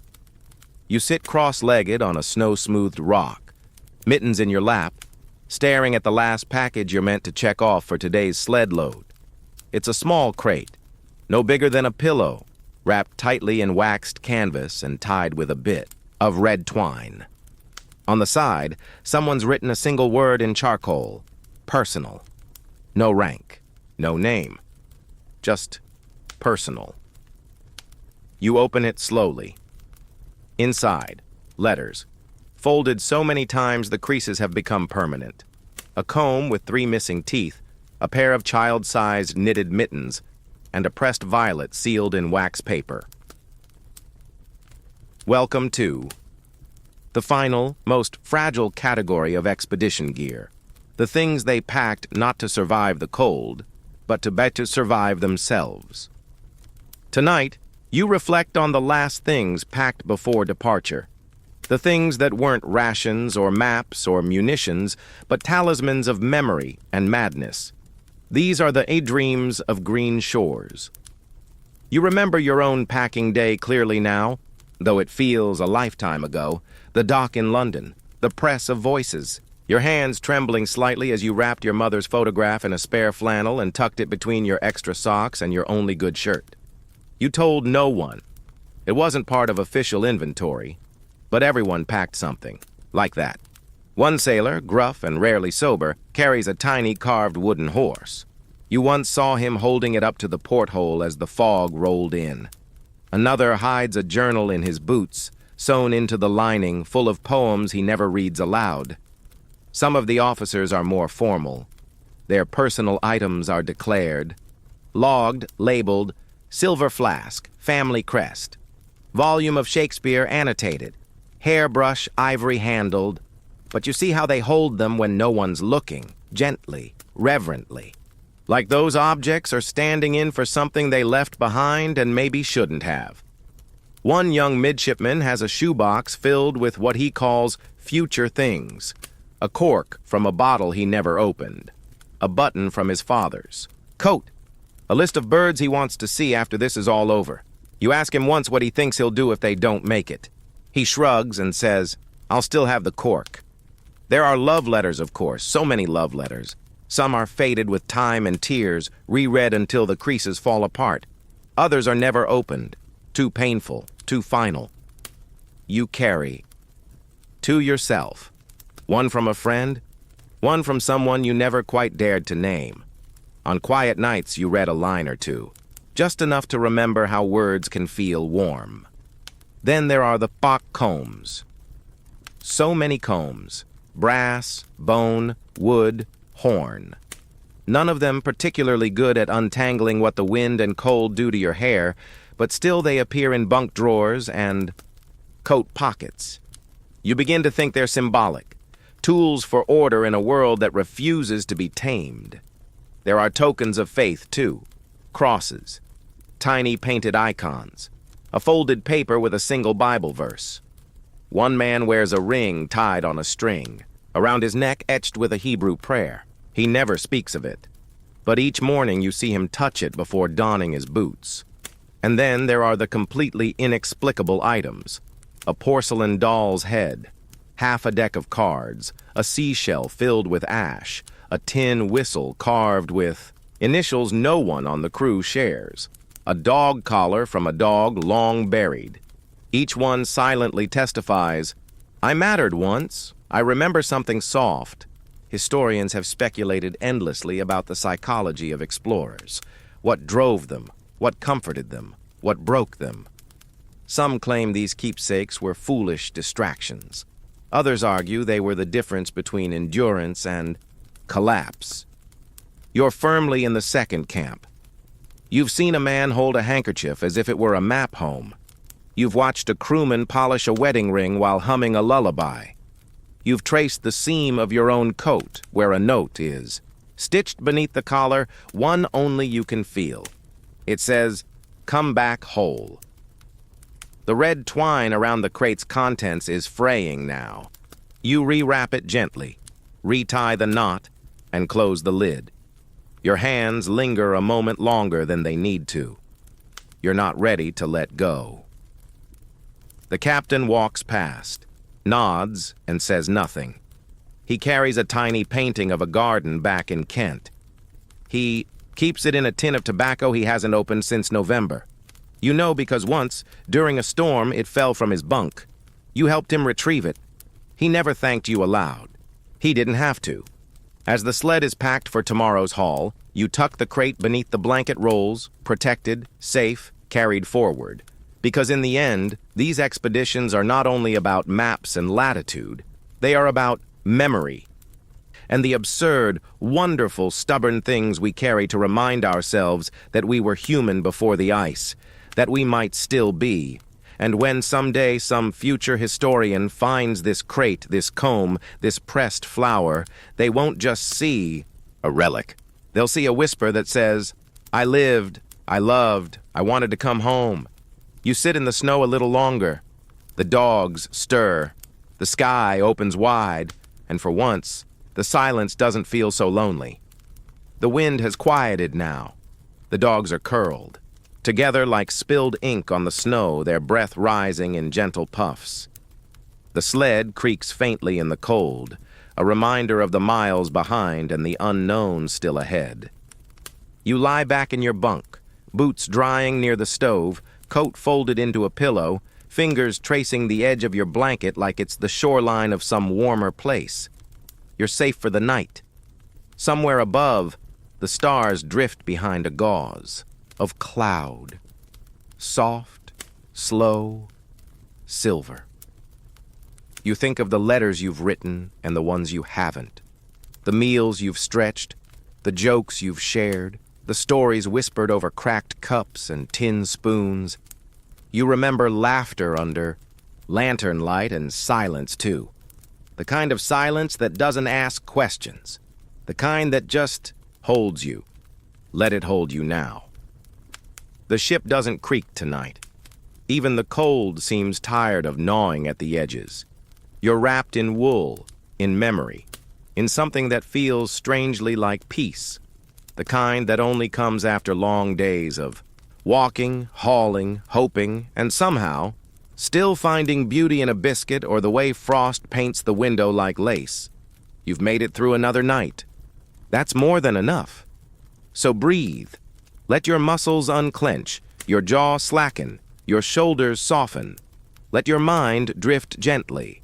Back to the snow, the sled, the glint of tin in lantern glow, the dog's soft whimper, the press of mittens against frost-kissed cheeks. There's nothing else you need to do. Nothing left to prove. You've done enough. You are enough. Let the dream carry you the rest of the way.